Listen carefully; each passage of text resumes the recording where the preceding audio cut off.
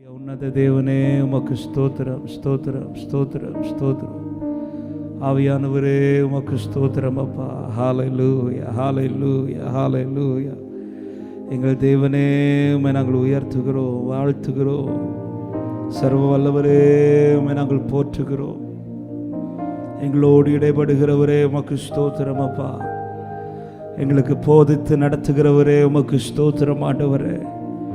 வார்த்தையினால் எங்களை பலப்படுத்துகிறவரே உமக்கு ஸ்தோத்திரம். எங்களோடு பேசுகிறவரே உமக்கு ஸ்தோத்திரம் அப்பா. ஹல்லேலூயா ஹல்லேலூயா ஹல்லேலூயா ஹல்லேலூயா ஹல்லேலூயா. சர்வ வல்லவரே எங்கள் தகப்பனே உமக்கு ஸ்தோத்திரம் ஸ்தோத்திரம் ஸ்தோத்திரம் ஸ்தோத்திரம் அப்பா. பிதாவே உமக்கு ஸ்தோத்திரம். ஹல்லேலூயா ஹல்லேலூயா ஹல்லேலூயா ஹல்லேலூயா. என் தேவன் மகிமைப்படுவீராக அப்பா. ஆவியானவரே உமக்கு ஸ்தோத்திரம் ஸ்தோத்திரம் ஸ்தோத்திரம். நேர் வழியா எங்களை நடத்துகிற ஆவியானவர். ஆமென் அப்பா. ஆண்டவரே அப்பா, எங்களுக்கான பாதைகளை எங்களுக்கு காண்பித்து நடத்துகிறவரே. ஆமென் ஆண்டவரே. எங்கே நடந்தாலும் உம்முடைய சத்தத்தை தொனிக்க பண்ணுகிறவரே. ஆவியானவரே, உம்முடைய ஆடுகளை நேர் வழியாய் நடத்தி செல்லுகிற நல்ல மெய்ப்பனே, உம்மை நன்றியோடு துதிக்கிறோம் துதிக்கிறோம் துதிக்கிறோம் துதிக்கிறோம் துதிக்கிறோம். ஸ்தோத்திரம் ஆண்டவரே, ஸ்தோத்திரம் ஆண்டவரே, ஸ்தோத்திரம் ஆண்டவரே. நன்றி ராஜா, நன்றி ராஜா. ஹல்லேலூயா ஹல்லேலூயா ஹல்லேலூயா ஹல்லேலூயா. நன்றி அப்பா. ஸ்தோத்திரம் ஸ்தோத்திரம் ஸ்தோத்திரம் ஸ்தோத்திரம் ஸ்தோத்திரம் ஸ்தோத்திரம் ஸ்தோத்திரம் ஆண்டவரே, ஸ்தோத்திரம் ஆண்டவரே, ஸ்தோத்திரம் ஆண்டவரே. என் தேவன் மகிமைப்படுவீராக. உம்முடைய பிரசன்னத்தினால் இந்த இடத்தை நிரப்புங்க. ஆவியானவர் எங்கள் மத்தியிலே அசைவாடுங்கப்பா. குத்து விளக்கி நடுவிலே உலாவுகிற எங்கள் தேவனே, எங்கள் மத்தியிலே நீர் உலாவுவீராக. ஹல்லேலூயா ஹல்லேலூயா ஹல்லேலூயா ஹல்லேலூயா ஹல்லேலூயா. தம்முடைய ஜனத்தின் நடுவிலே வாசமாயிருக்கிற தேவனே அப்பா, துதிகளின் மத்தியில் வாசம் பண்ணுகிற தேவனே. ஹல்லேலூயா. எங்கள் மத்தியிலே நீர் வாசம் பண்ணுவீராகப்பா. Glory Father. Hallelujah hallelujah hallelujah hallelujah. நன்றியோடு உம்மை நாங்கள் உயர்த்துகிறோம், வாழ்த்துகிறோம். என் தேவன் மகிமைப்படுவீராக. நன்றி தகப்பனே, நன்றி தகப்பனே, நன்றி தகப்பனே, நன்றி தகப்பனே. தேவன் மகிமைப்படுக. என் கர்த்தர் மகிமைப்படுவீராக. ஹல்லேலூயா ஹல்லேலூயா ஹல்லேலூயா ஹல்லேலூயா. ஸ்தோத்திரம் ஆண்டவரே. நன்றி ராஜா, நன்றி ராஜா. பரிசுத்தமுள்ள நல்ல ஆண்டவரே, இரக்கமுள்ள பிதாவே, நன்றியோடு உம்மை துதிக்கிறோம். கிருபையாய் இந்த நாள் முழுவதும் கர்த்தரை அதிசயமாய் நடத்தி இந்த மாலை நேரத்தில் உம்முடைய சமூகத்தில் வந்து உம்மை நோக்கி பார்க்கும்படியாய் தேவன் பாராட்டின தயவுக்காய் நன்றி செலுத்துகிறோம். என் தேவன் இந்த கூடுகை முற்றிலும் பொறுப்பெடுத்து நடத்துவீராக. ஆரம்பம் முதல் தெய்வ பிரசன்னத்தினால் என் ஆண்டவர் நிரப்புங்க ஆண்டவரே. அப்பா ஆண்டவரே, உம்மை குறித்து படிக்க வந்திருக்கிறோம், உம்முடைய வார்த்தையை கேட்க வந்திருக்கிறோப்பா ஆண்டவரை, அறிந்து கொள்ள வந்திருக்கிறோப்பா. கர்த்தர் எங்கள் மத்தியிலே மகிமையாய் கிரியை செய்வீராக. ஹல்லேலூயா ஹல்லேலூயா ஹல்லேலூயா. என்னை பின்பற்றுங்கள் என்று ஆண்டவரே நீ சொல்லியிருக்கிறீரே அப்பா. அப்பா, எங்களுக்காய் நல்ல அடிச்சுவடுகளை வைத்து சென்றிருக்கிறீர் ஆண்டவரே. அப்பா, உண்மையே பின்பற்ற கர்த்தர் கிருபை செய்வீராக. ஹல்லேலூயா. கர்த்தர் இந்த நாளில் இந்த கூடுகளை நீர் எங்கள் மத்தியிலே மகிமைப்படும்.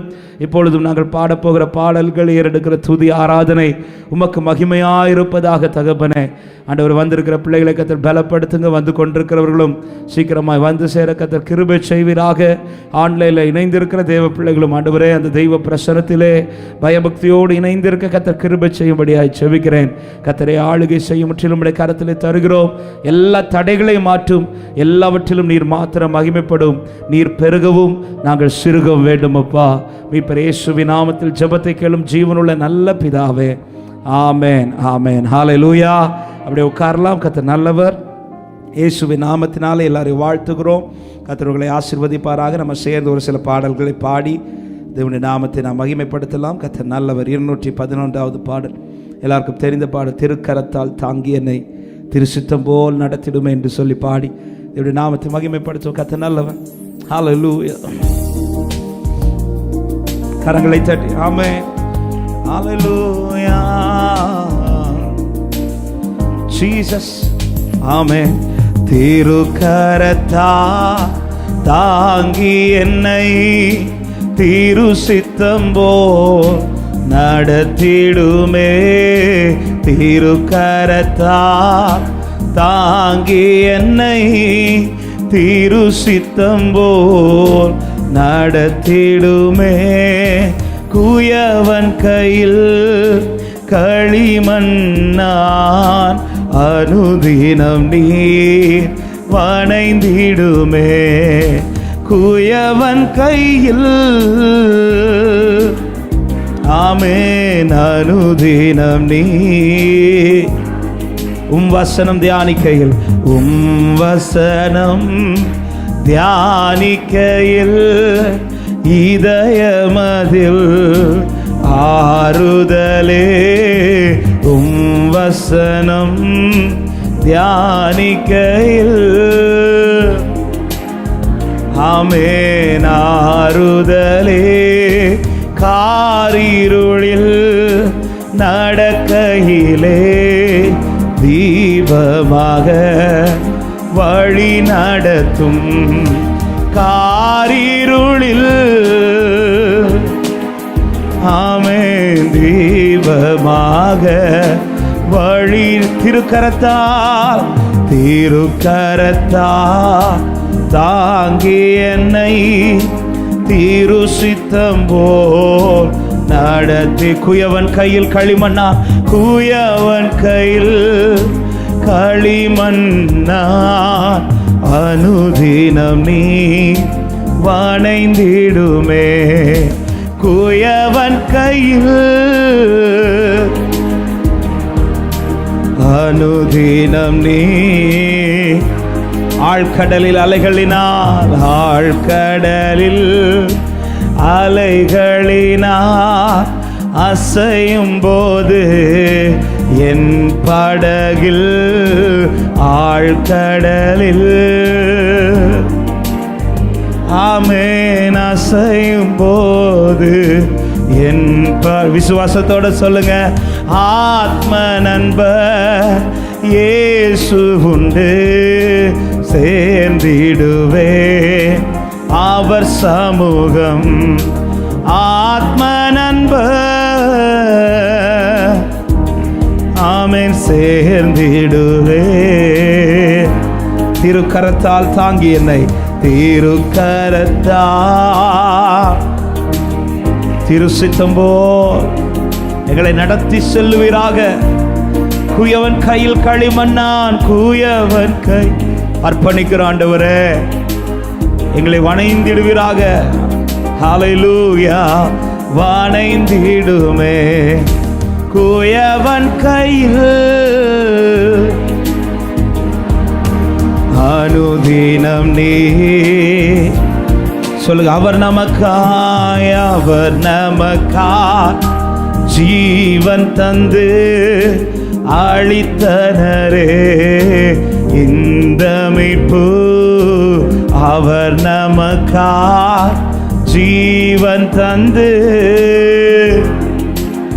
ஹல்லேலூயா. சொல்ல. கண்களினால் காண்கின்றேனே இன்ப காணான் தேசமதை. கண் எதிர்நோக்கி காத்திருக்கிறோம் அப்பா. ஹல்லேலூயா ஹல்லேலூயா ஹல்லேலூயா. க்ளோரா பலபௌ ஷலதரியாதரே. திருக்கரத்தா தாங்கி என்னை ஆமென் நடத்திடுமே. குயவன் கையில் களிமண்ணா அனுதினம் நீ. குயவன் கையில் கிருபையே. கடைசி ஒரு வார்த்தை சொல்லுமா. வசனம் தியானிக்கையில் வசனம் தியானிக்கையில் இதயமதில் ஆறுதலே. வசனம் தியானிக்கையில் ஆறுதலே. காரிருளில் நடக்கையிலே தீபமாக வழி நடத்தும். காரிருளில் நடக்கையிலே ஆமென் வழி நடத்தும் திருக்கரத்தா தாங்கி என்னை சித்தம் போல நடத்துகிறவரே ஹல்லேலூயா. குயவன் கையில் களிமண்ணா அனுதினம் நீ வணைந்திடுமே. குயவன் கையில் அனுதினம் நீ. ஆமென் ஹல்லேலூயா. ஒரு பாடலை கூட பாடி நாம் ஆண்டவரை அப்படி ஆராதிக்கலாம். 782வது பாடல். அநாதி தேவன் நம் அடைக்கலம், அவர் நித்திய புயங்கள் நம் ஆதாரம் என்று சொல்லி சேர்ந்து பாடி தேவனுடைய நாமத்தை மகிமைப்படுத்துவோம். கர்த்தர் நல்லவர். சேர்ந்து நல்ல கரங்களை தட்டி ஹல்லேலூயா. ஆமென். அநாதி தேவன் நம் அடைக்கலமே, அவர் நித்திய புயங்கள் நம் ஆதாரமே. அநாதி தேவன் நம் அடைக்கலமே, அவர் நித்திய புயங்கள் நம் ஆதாரமே. இந்த தேவன் என்றென்றும் உள்ள சதா காலமும் நமது தேவன், மரண பரியந்தம் நம்மை நடத்திடுவா. இந்த தேவன் என்றென்றும் உள்ள சதா காலமும் நமது தேவன், மரண பரியந்தம் நம்மை பாடுங்க. அநாதி தேவன், அநாதி தேவன் நம் அடைக்கலமே, அவர் நித்திய புயங்கள் நம் ஆதாரமே. அநாதி தேவனம் ஆமென். காருண்யத்தாலே காருண்யத்தாலே இழுத்து கொண்டார் தூய தேவன்பே. காருண்யத்தாலே இழுத்து கொண்டார் தூய தேவன்பே. இவனாந்திரத்தில் நயம் காட்டி உன்னை இனிதாய் வருந்தே அழைத்தா. இந்த தேவன் என்றென்றும் உள்ள சதா காலமும் நமது தேவன், மரண பரியந்தம் நம்மை. இந்த தேவன் என்றென்றும் உள்ள சதா காலமும் நமது தேவன், மரண பரியந்தம் நம்மை. அநாதி தேவன் நம் அடைக்கலமே, அவர் நித்திய புயங்கள் நம் ஆதாரமே. அநாதி தேவன் நம் அடைக்கலமே. கானக பாதை கானக பாதை காரிருளில் தூய தேவ ஒளியே. கானக பாதை காரிருளில் தூய தேவ ஒளியே. அழுகை நிறைந்த பள்ளத்தாக்குகளை அரும் நீரூற்றாய் மாற்றினாரே. இந்த தேவன் ஆமே. நல்ல கைகளை தட்டி ஹல்லேலூயா. மரண பரியந்தம் நம்மை நடத்திடுவா. இந்த தேவன் என்றென்றும் உள்ள சதா காலமும் நமது தேவன், மரண பரியந்தம் நம்மை நடத்திடுவார். அநாதி தேவன் நம் அடைக்கலமே, அவர் நித்திய புயங்கள் நம் ஆதாரமே. அநாதி தேவன் நம் அடைக்கலமே. ஹல்லேலூயா. கிருபை கூர்ந்து மனதுருகும் தூய தேவ அன்பே. பாடுங்க பார்க்கலாம். கிருபை கூர்ந்து மனதுருகும் ஆமெனும் சமாதானத்தின் உடன்படிக்கை தனை உண்மையாய் கர்த்தர் காத்து கொள்வா. ஆமென். இந்த தேவன் என்றென்றும் உள்ள சதா காலமும் நமது தேவன், மரண பரியந்தம் நம்மை. இந்த தேவன் சதா காலமும் நமது தேவன், மரண பரியந்தம் நம்மை. அநாதி தேவன் நம் அடைக்கலமே, அவர் நித்திய புயங்கள் நம் ஆதாரமே. அநாதி தேவன் நம் பாடுங்க. வறண்ட வாழ்க்கை செழித்திடுமே தூய தேவ அருளால். வறண்ட வாழ்க்கை செழித்திடுதே தூய தேவ அருளால். வறண்ட வாழ்க்கை செழித்திடுதே தூய தேவ அருளால். நித்திய மகிழ்ச்சி தலைமேல் இருக்கும், சஞ்சலம் தாவிப்பும் ஓடிப்போம் இந்த தேவன். ஆமென். இது பாக்கியம் ஆண்டவரே. ஹல்லேலூயா. மரண பரியந்தம் நம்பை. ஆமென். இந்த அப்படியே முழங்கால் படிட முடிஞ்ச முழங்கால் படிட்டு ஹல்லேலூயா.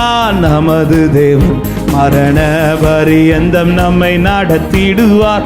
அநாதி தேவனம் அடைக்கலமே. அப்படி ஆராதிக்கலாமா எல்லாரும்? நல்ல கைகளை தட்டி ஹல்லேலூயா. நாதி தேவனம் அடைக்கலமே. ஆமே.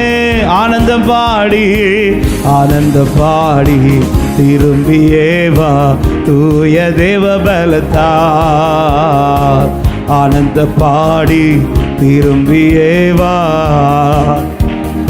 ஆமென். சீயோன் பர்வதம் உன்னை சேர்த்திடுவார், சந்ததம் மகிழ்ச்சி அடைவார். இந்த தேவன் என்றென்றும் உள்ள சதா காலங்களில் அவர் நமது தேவன். மரண பரியந்தம் நம்மை நடத்திடுவார் இந்த தேவன். க்ளோரபல சகலதரியாந்தரா. ஆமென். மரண பரியந்தம் நம்மை நடத்திடுவார். அநாதி தேவனம் அடைக்கலமே. அவர் நித்திய புயங்கள் நம் ஆதாரமே. அநாதி தேவனம். ஹல்லேலூயா. ஓரிபா சகதரா. என் இயேசுவே உம்மை சொந்தமாக கொண்டதென் பாக்கியமே. இதை விடவும் பெரிதான மேன்மை வேறொன்றுமில்லையே. சந்தோஷத்தோடு சொல்லுமா? இயேசுவே என் இயேசுவே உம்மை சொந்தமாக கொண்டதென் பாக்கியமே. இதை விடவும் பெரிதான மேன்மை. ஹல்லேலூயா. புது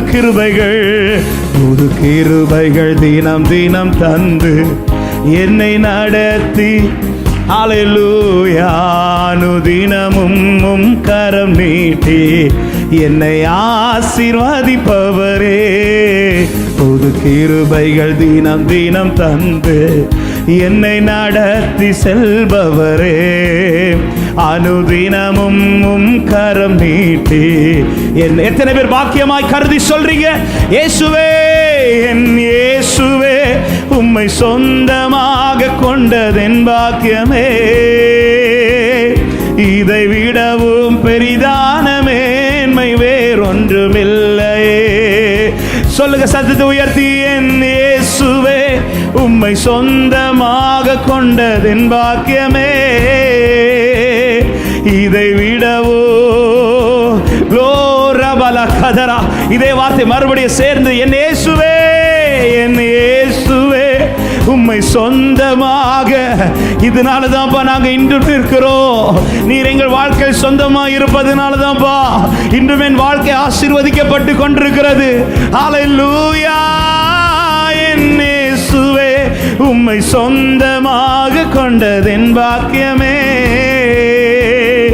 இதை விடவோ. ஹல்லேலூயா, ஹல்லேலூயா. நல்ல கரங்களை தட்டி அந்த தேவாதி தேவனுக்கு என்னை சொந்தமாக்கி கொண்டவரே, எனக்கு சொந்தமானவரே, உம்மை சொந்தமாய் கொண்டிருப்பது எவ்வளவு பெரிதான பாக்கியம் அப்பா. உம்மை சொந்தமாய் இந்த உலகத்தில் கொண்டிருப்பவன் அல்லவோ ஆசீர்வதிக்கப்பட்டவன். உம்மை சொந்தமாய் கொண்டிருக்கிறவன் அல்லவோ பாக்கியவான். ஹல்லேலூயா, ஹல்லேலூயா, ஹல்லேலூயா, ஹல்லேலூயா. என் வாழ்க்கையில் இந்த பாக்கியத்தை தந்தவரே. ஆமென், ஆமென், ஆமென், ஆமென், ஆமென், ஆமென், ஆமென். உரபா கபலபோ ஷபலகரபலபோ தரியாதரா லிகரபலபோ ஷபலகரபலபோ தரியாதரா ரிகனதரியாந்தரா. இயேசுவை சொந்தமாய் கொண்ட ஜனமே, நீ பாக்கியவான், நீ பாக்கியவான், நீ பாக்கியவான். ஹல்லேலூயா. எத்தனை பேர் இதை பாக்கியமாய் கருதி ஆராதிக்கிறீங்க? என் வாழ்க்கையில் இந்த பாக்கியத்தை தந்ததற்காய் நன்றி அப்பா. உரபா கபலபோ ஷபலபலபலபோ தரபலபோ சந்தரா ஹalleluya ஓரி கலகதரி பலப ஷலதரியாதரா ஹalleluya ஹalleluya இயேசுவே நன்றி ராஜா ஓ ரமாம் தொரலரியாதரா பஷகலதரியாதரா நன்றி தகப்பனே உம்மை சொந்தமாய் கொண்டது பாக்கியம் உம்மை சொந்தமாய் கொண்டது பாக்கியம் அப்பா ஹalleluya ரகபலதரியாதரா ஹalleluya ரெண்டு கரங்களை வானத்துக்கு நேராக உயர்த்தி சொல்லுங்க இயேசுவே உம்மை சொந்தமாக கொண்டதென் பாக்கியம் ஆமென் இதை விடவும் பெரிதான மேன் வேறொன்றுமில்லை ஹalleluya இயேசுவே உம்மை சொந்தமாக கொண்டதென் பாக்கியமே இதை விட ஹalleluya எத்தனை பேர் இந்த மாலை நேரத்தில் இதை பாக்கியமாய் கருதுறீங்க? ஆண்டவரே உம்மை சொந்தமாய் கொண்டிருப்பது எவ்வளோ பெரிய பாக்கியம் அப்பா. இந்த உலகத்தில் ஆசீர்வதிக்கப்பட்டவன் யாருண்டா?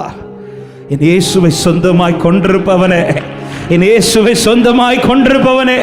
அந்த ஆசீர்வதிக்கப்பட்ட கூட்டத்தில் கர்த்தர் என் வாழ்க்கையை நிறுத்தி வைத்திருக்கிறார் என்று ருசித்து கரங்களை தட்டி தேவனுக்கு நன்றி செலுத்துக பார்க்கலாம். என் வாழ்க்கையும் கர்த்தர் நிறுத்தி வைத்திருக்கிறார் அப்பா. ஹalleluya. மரியாளிடத்தில் தூதர் சொல்ல கிருபை பெற்றவளே நீ பாக்கியவதி. ஆமென். காரணம் உன்னிடத்தில் உனக்குள்ள கிறிஸ்து பிறக போகிறா. எஸ், நான் இன்னைக்கு பாக்கியவனா இந்த உலகத்தில் காணப்பட காரணம் என்னிடத்தில் இருக்கிற பலமோ திறமையோ பலனோ ஒன்றுமல்ல. எனக்கோடு கிறிஸ்து இருக்கிறார், எனக்குள் கிறிஸ்து இருக்கிறார். எனக்கா என் தேவன் என்னோடு கூட இருக்கிறார். ஹalleluya. கடைசியா வலது கரத்தை உயர்த்தி என் இயேசுவே உம்மை சொந்தமாக கொண்ட ஹalleluya இதை விடவும் பெரிதான மேன்மை வேறொன்றுமில்லை. என் இயேசுவே உம்மை சொந்தமாக கொண்ட என் பாக்கியமே இதை விடவும் ஹalleluya வேறு நீர் மாத்திரம் போதும், நீர் மாத்திரம் போதும், நீர் மாத்திரம் போதும் எனக்கு. கடைசி எல்லாரும் சேர்ந்து நீர் மாத்திரம் போதும். நீங்க இருந்தீங்கன்னா போதும்ப்பா, நீங்க மட்டும் இருந்தா போதும்ப்பா. ஹalleluya. உங்க சத்தம் மாத்திரம் கேட்கட்டும். எல்லாரும் சேர்ந்து சொல்லுங்க நீர் மாத்திரம், நீர் ஆமென். நீர் மாத்திரம் போ, நீர் மாத்திரம் போ. ஒரு விஷயம் கூட நல்ல கரங்களை தட்டி தேவனுக்கு மகிமை செலுத்தலாம். கர்த்தர் நல்லவர், அவர் கிருபை என்றும் உள்ளது. நன்றி தகப்பனே, நன்றி ராஜா. பரிசுத்தமுள்ள தேவனை ஒரு விஷயம் கூட எங்களை இப்படி சமூகத்தில் தாழ்த்துகிறோம்.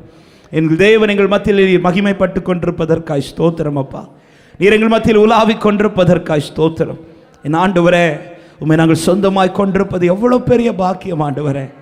எத்தனையோ பேர் ஆண்டவரே இன்னும் இந்த பாக்கியத்தை பெற்றுக்கொள்ளாமல் இருக்கும்போது, எங்களை விட பணக்காரர்கள், திறமை உள்ளவர்கள், பலன் உள்ளவர்கள் ஆண்டவர் எத்தனையோ பேருக்கு இன்னைக்கு இந்த பாக்கியம் கிடைக்காமல் இருக்கும்போது ஆண்டவர் எங்களை தேடி வந்து தெரிந்தெடுத்து உம்மை சொந்தமாய் கொண்டு இருக்கும் பாக்கியத்தை நீர் எங்களுக்கு கிருபையாய் இந்ததற்காய் நன்றி செலுத்துகிறோம் ஆண்டவரே. ஆமென். நாங்கள் ஆசீர்வதிக்கப்பட்ட ஜனங்கள் அப்பா, நாங்கள் ஆசீர்வதிக்கப்பட்ட ஜனங்கள் அப்பா. உம்மை நன்றியோடு துதிக்கிறோம். கிருபையாய் கர்த்தர் இம்மட்டும் நடத்துகிறீர் ஆண்டவரே. இந்த நாளில் இந்த கூடுகைகளை கர்த்தர் இம்மட்டும் மகிமைப்பட்டு கொண்டிருப்பதற்காய் ஸ்தோத்திரப்பா. ஆண்டவர் நம்முடைய வசனத்துக்காய் காத்திருக்கிறோம். கர்த்தர் எங்களோடு கூட பேசுவீராக.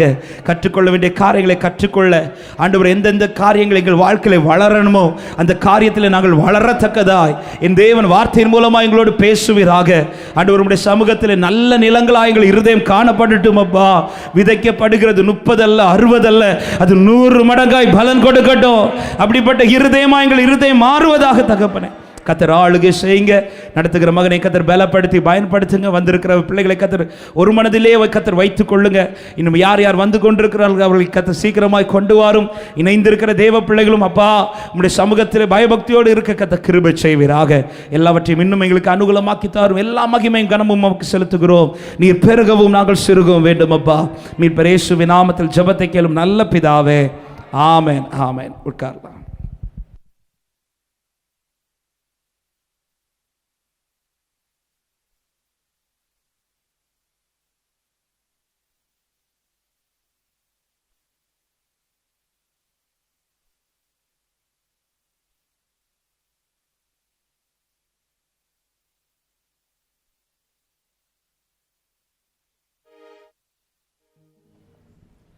ஹalleluya, ஹalleluya, ஹalleluya.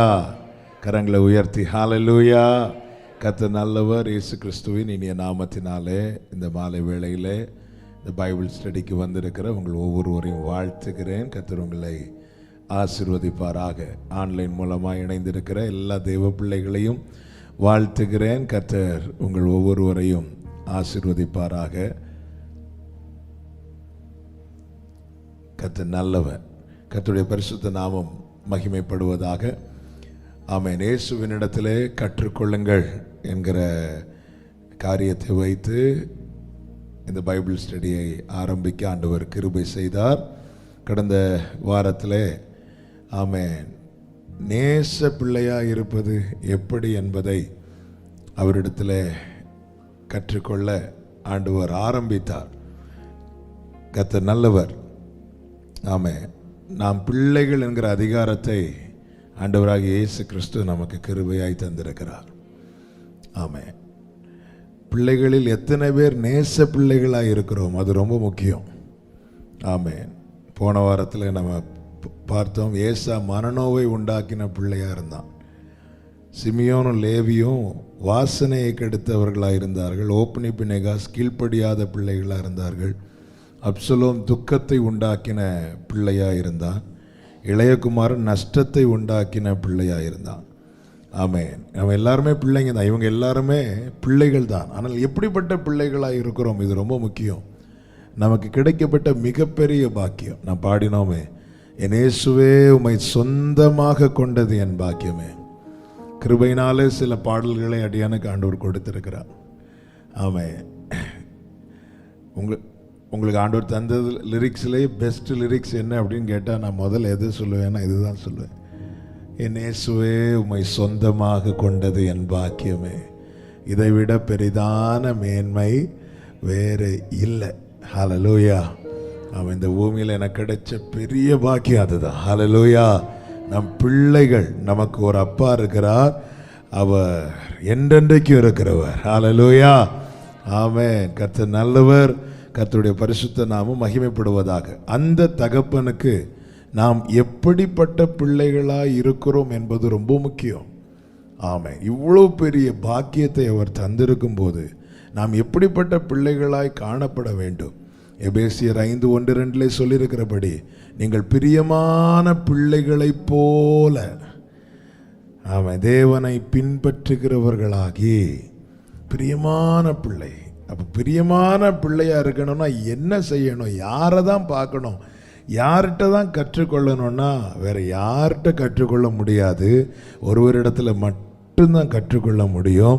அவர் தான் நம்ம ஆண்டவராகிய இயேசு கிறிஸ்து. ஹல்லேலூயா. பரலோக பிதாவுக்கு பிரியமான பிள்ளைகளாக இருக்கணும். ஆமென். போன வாரத்தில் நம்ம ஒரு காரியத்தை தியானிக்க ஆண்டவர் வைத்தார். அவர் தகப்பனிடத்திலே முடியாது என்று எப்பொழுதுமே சொன்னது கிடையாது. ஆமாம். ஒரு பிரியமான பிள்ளையினுடைய அழகு அது.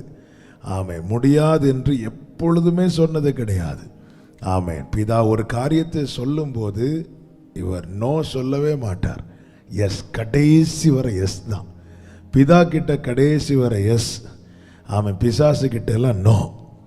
ஹல்லேலூயா. பிதா கிட்ட எஸ் சொல்லாதவங்க பிசாசு கிட்ட நோ சொல்லிடுவாங்க. ஆமென். பிசாசுக்கு நோ சொல்லணும்னா பிதாக்கு என்ன சொல்லணும்? ஆமென், எஸ் சொல்லணும். ஹல்லேலூயா. ஆண்டவர்கிட்ட நம்ம ஒரு காரியத்துக்கு முடியாதுன்னு சொல்லிட்டு வந்துட்டாலே, நம்ம நோ சொல்லிட்டோனாலே இந்த பக்கம் திரும்பும்போது அது பிசாசுக்கு நம்ம எஸ் சொன்னது மாதிரி. ஹல்லேலூயா. எல்லாத்தையும் விட்டுட்டு போக சொன்னார். பிதாவாகிய தேவன் சொன்னார். ஆதியாக 3வது அதிகாரத்தில் ப்ராஃபஸி உரைக்கப்பட்டு விட்டது. உன் தலை அவர் நசுக்குவார்ன்ட்டார். அவ்வளோதான். இயேசு கிறிஸ்து எல்லாத்தையும் விட்டுட்டு வந்துட்டார். இங்கே பிசாசு எல்லாத்தையும் வச்சுட்டு ஆஃபர் பண்ணுறான். என்னை வணங்கினால் ஒரு எஸ் வெயிட் பண்ணிட்டு இருக்கிறான் பிசாசு. அவர் நோன்ட்டார். ஏன்னா பிதா கிட்ட எஸ் சொல்லிட்டார். ஆமென். நேச பிள்ளை தகப்பனிடத்தில் முடியாதுன்னு நோன்னு சொல்லவே மாட்டார். இன்று நாம் தியானிக்கிற ஒரு பிரதானமான காரியம், ஆமென், அவர் பிதாவினால் சாட்சி பெற்றவர். யோவான் 5வது அதிகாரம் 37வது வசனம். என்னை அனுப்பின பிதா தாமே, என்னை அனுப்பின பிதா தாமே என்னை குறித்து சாட்சி கொடுத்திருக்கிறார். நீங்கள் ஒரு காலம் அவர் சத்தத்தை கேட்டதும் இல்லை, அவர் ரூபத்தை கண்டதும் இல்லை. அந்த மைக் எஃபெக்ட் கொஞ்சம் கட் பண்ணு. ஒரு விஷயம் கூட வாசிங்க. என்னை அனுப்பின பிதா தாமே என்னை குறித்து சாட்சி கொடுத்திருக்கிறார். நீங்கள் ஒரு காலம் அவர் சத்தத்தை கேட்டதும் இல்லை, அவர் ரூபத்தை என்னை அனுப்பின பிதா தாமே என்னை குறித்து சாட்சி கொடுக்கிறார். ஹல்லேலூயா. இப்போ அவர் நமக்கு பிதா, நாம் அவருடைய பிள்ளைங்க. இன்னைக்கு ஒரு பெரிய சவால் இதுதான். அவர் நம்மை குறித்து சாட்சி கொடுக்க முடியுமா? இதுதான் இந்த வாழ்றதே எதுக்கு அப்படின்னா அவர் சாட்சி கொடுக்கணும். ஆமென். ஹல்லேலூயா. 2 கொரிந்தியர் 10:18 சொல்லப்பட்டிருக்கிறது, கர்த்தரால் புகழப்படுகிறவன் உத்தமன் என்று. கர்த்தரால் புகழப்படுகிறவனே உத்தமன். அவன் பிதா ஒருத்தரை குறித்து சாட்சி கொடுக்கிறார்னா அவங்க யாரு? அவங்க தான் உண்மை, அவங்க தான் சத்தியம். ஹல்லேலூயா. அவன் என்ன குறித்து 10 பேரை செட் பண்ணி நான் சாட்சி கொடுக்க வைக்கலாம். இப்போ 4 விதமா சொல்லுங்க. இல்லை, எலெக்ஷனுக்கெல்லாம் கேண்டிடேட் வரும்போது கூட ஒரு 10 பேர் வருவாங்க. இவர் இப்படி கை காட்டிட்டு போகும்போது பின்னாடி இருக்கிறவங்க அவங்கள பற்றி சொல்லுவாங்க. இவங்க நேற்று இன்னொரு ஆளை பற்றி சொன்னது அது வேற. ஆமாம், நம்ம 10 பேரை செட் பண்ணி வச்சு சொல்ல வைக்கலாம். ஆனால் இயேசு எதில் ஃபோக்கஸ் பண்ணுறாரு பார்த்தீங்களா? என்னை குறித்து என் அப்பா சாட்சி கொடுக்கணும். ஆமென். ஹல்லேலூயா. அவர் கொடுத்த சாட்சி என்ன? லூக்கா 3வது அதிகாரம் அதனுடைய 22வது வசனத்தில் இருக்கிறது. பிதா கொடுத்த சாட்சி என்ன? பரிசுத்த ஆவியானவர் ரூபம் கொண்டு புறாவை போல் அவர் மேல் இறங்கினார். பரிசுத்த ஆவியான ரூபம் கொண்டு புறாவை போல் அவர் மேல் இறங்கினார். வானத்திலிருந்து ஒரு சத்தமும் உண்டாகி, நீர் என்னுடைய நேசகுமாரன், நீர் என்னுடைய நேசகுமாரன், உம்மில் பிரியமா இருக்கிறேன். நல்ல கவனமா கேட்கணும் நான் சொல்லுகிற வார்த்தைகளை. நம்ம இதெல்லாம் படிச்சுட்டு போறது கூடாது. வேர்ட் பை வேர்டா நம்ம தியானிக்கும் போது அதனுடைய முக்கியத்துவம் நமக்கு தெரியும். இயேசு கிறிஸ்து பிறந்த போது இந்த வார்த்தை துணிக்கப்படவில்லை. இயேசு கிறிஸ்து பிறந்த போது தூதன், நற்செய்தி அறிவித்த தூதனோடு பரம சேனையும் சேர்ந்து துதித்தார்கள், தேவனை துதித்தார்கள். ஒரு குழந்தை பிறக்கும் போது உண்டாகிற மகிழ்ச்சியை போல ஆண்டவராகிய இயேசு கிறிஸ்து இந்த பூமியில மனுஷகுமாரனாய் பிறந்த போது பயங்கரமா துதிச்சாங்க. ஆனா இயேசு கிறிஸ்து வாழ்க்கை ஆரம்பித்த போது, அதாவது 30வது வயதுல, அவருக்கு அப்பொழுது 30வது வயது, ஞானஸ்நானம் பெற்று கரையேறின போது 30வது வயது, அப்பொழுது பிதாவாகிய தேவன் சொல்லுகிறார், என்னுடைய நேசகுமாரன். நல்லா புரிஞ்சுக்கோங்க. சாட்சி என்பது நம்மேல் வைத்த பாசத்தை வைத்து சொல்வதல்ல. சாட்சி என்பது நம்முடைய வாழ்க்கையை வைத்து சொல்வது. ஆமென். ஆமென். பாசத்தினாலே அவர் நமக்கு வாழ்வு தருகிறார், நம்முடைய வாழ்க்கையினாலே அவர் நமக்கு சாட்சி கொடுக்கிறார். என்ன அவருக்கு ரொம்ப பிடிக்கும், அதனால என்னை பத்தி நான் எப்படி வாழ்ந்தாலும் என்னை பத்தி சாட்சி கொடுப்பாருன்னு அந்த சாட்சி எப்படிப்பட்ட சாட்சி ஆயிரும்? பொய்யான சாட்சி ஆயிரும். அவர் யாரு? அவர் சத்தியம். அவர் பொய் சொல்லுவாரா? பொய் சொல்ல மாட்டார்.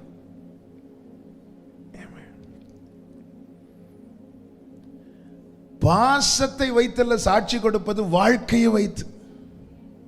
அதனாலதான் சொல்லப்பட்டிருக்கிறது பிள்ளையாக்கிட்டார். அது எதனால? அது என் வாழ்க்கையை வைத்தல்ல, அது என் மேல வச்ச பாசத்தை வச்சு. இனி அவர் என்னை குறித்து சாட்சி கொடுக்க வேண்டுமானால் என் வாழ்க்கை அப்படி இருக்கணும். ஹல்லேலூயா. கர்த்தருக்கு மகிமை உண்டாவதாக. ஆண்டவராகிய இயேசு கிறிஸ்து இந்த பூமியில மனுஷகுமாரனாய் பிறந்த காரியத்தை குறித்து சங்கீதத்தில் ஒரு வார்த்தை சொல்லப்பட்டிருக்கிறது. சங்கீதம் 2வது சங்கீதம் 7வது வசனம் சொல்லுங்க பார்க்கலாம், டப்புன்னு பார்க்காம. நீர் என்னுடைய குமாரன், நீர் என்னுடைய குமாரன், இன்று நான் உம்மை ஜனிப்பித்தேன். இங்க இந்த இடத்துல அவர் நீர் என்னுடைய நேசகுமாரன் சொன்னாரா? நீர் என்னுடைய குமாரன், இன்று நான் உம்மை ஜனிப்பித்தேன். நான் ஆவிக்குரிய கண்ணோட்டத்தோட இந்த வார்த்தைகளை சேர்த்து வைத்து சொல்ல விரும்புகிறேன். அவர் நேசகுமாரன், அவர் பிரியமான குமாரன், அதில் எந்த சந்தேகமும் இல்லை. ஆனால் இந்த காரியத்தை இந்த கண்ணோட்டத்தோடு சொல்வதற்காக இந்த வார்த்தைகள் எடுக்கிறேன். அப்ப அவர் ஜெனிப்பிக்கப்படும் போது என்ன சொல்லப்படுகிறது? நீர் என்னுடைய குமாரன். அவர் வாழ்ந்த வாழ்க்கையை வைத்து பிதா என்ன சொல்லுகிறார்னா, நீர் என்னுடைய நேசகுமாரன். ஆமென். ஹல்லேலூயா. இந்த சங்கீதம் 2:7 இயேசுவை குறித்து தான் சொல்லப்பட்டிருக்கிறது. என்ன நிச்சயம்?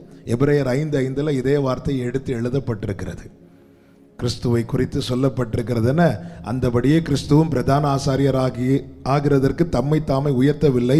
நீர் என்னுடைய குமாரன், இன்று நான் உம்மை ஜெனிப்பித்தேன் என்று அவரோடே சொன்னவரே அவரை உயர்த்தினார். அது யாரு? அவர்தான் பிதா. பிதாவாகிய தேவன் குமாரனாகிய கிறிஸ்துவனிடத்தில் என்ன சொல்லுகிறார்? நீர் என்னுடைய குமாரன் என்கிறார். இப்பொழுது அவருடைய குமாரன் பூமியில இறங்கி வந்து அவரிடத்திலிருந்து சாட்சி பெறும்படியான ஒரு வாழ்க்கை வாழ்றார் பாருங்க. இப்பொழுது பரத்திலிருந்து சத்தம் உண்டாகி நீர் என்னுடைய குமாரன் சொல்ல ஜெனிப்பிக்கப்படும் போது நீர் என்னுடைய குமாரன் என்றார். இவருடைய வாழ்க்கையில் அதை வெளிப்படுத்தின போது நீர் என்னுடைய நேசகுமாரன். நாம எல்லாம் இப்ப பிள்ளைங்க,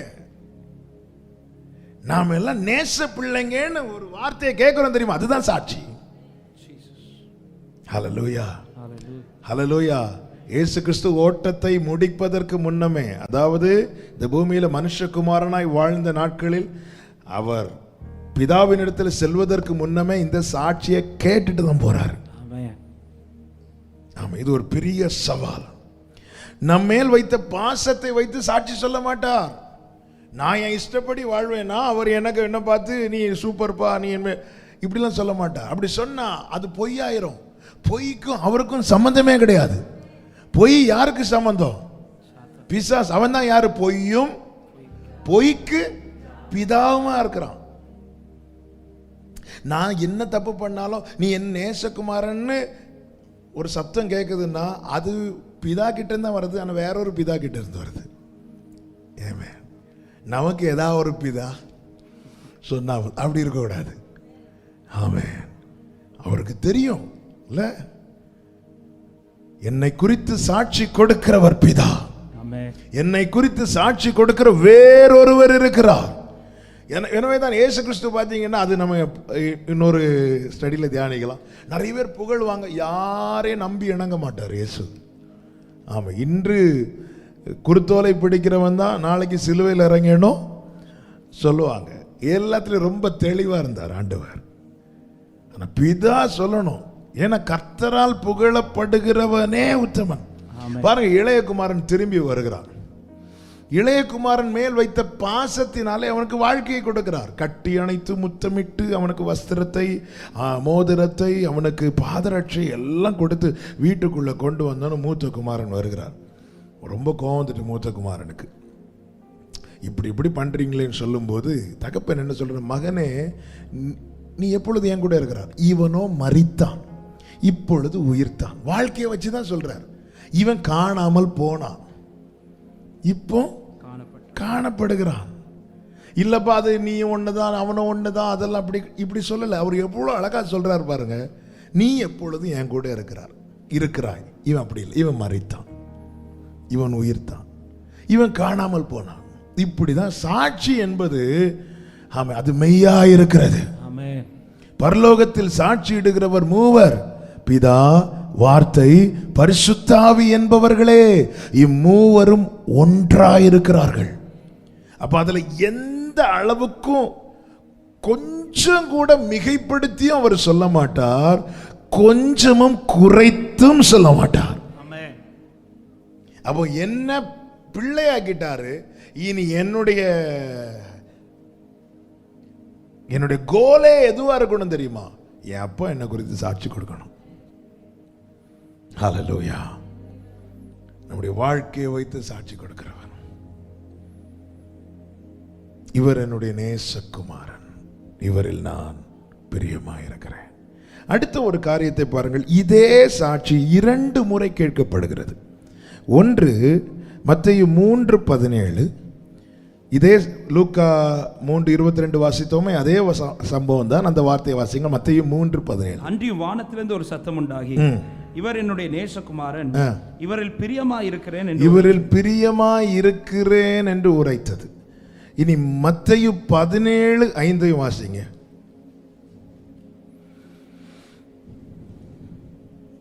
அவன் பேசுகையில் இதோ ஒளியுள்ள ஒரு மேகம் அவர்கள் மேல் நிழலிட்டது.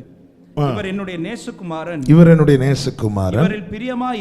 இவரில் பிரியமாயிருக்கிறேன், இவருக்கு செவி கொடுங்கள் என்று அந்த மேகத்திலிருந்து ஒரு சத்தம் உண்டாயிற்று. ஆமென். முதல்ல கேட்டது எங்க வச்சு? கரெக்ட் தான் சொல்லுங்க. யோர்தான்ல வச்சு. இப்ப கேட்டது மலையின் மேல். கரெக்ட் தான் சொல்லுங்க.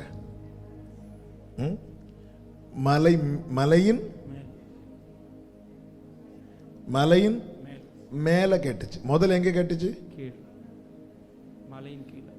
முதல்ல எங்க கேட்டு? யோர்தான் எங்க ஓடுது? மேல ஓடுதா கீழே ஓடுதா? அப்ப முதல்ல எங்க கேட்டுச்சு? கீழே கேட்டுச்சு. இப்ப எங்க கேக்குது? மேல கேக்குது. அப்போ நான் சொல்ல வருகிற செய்தி இதுதான். மேல நம்மை குறித்து சாட்சி கேட்கணும்னா கீழே கேட்கப்பட்டிருக்கணும். இங்கே நான் வாழும்போது அந்த சாட்சியை நான் கேட்க விட்டுட்டேன்னா மேல போகும்போது அது கேட்கப்படாது. பூமியில நீ எதை கற்றியோ அதுதான் பரலோகத்திலும் கட்டப்படும். ஒரே சாட்சியில் கீழே இருக்கும்போது அவர் ஒரு சாட்சி பிதா கொடுக்கிறார் குமாரனை குறித்து. என்ன சாட்சி? இவர் என்னுடைய நேசகுமாரன். இப்போ இவர் மேலே போகிறார், மேலே ஒரு மலை மேலே ஏறுகிறார். அது எதுவும் என்ன காணப்பட்டது? மகிமை. மகிமை அதுதாங்க மேலே.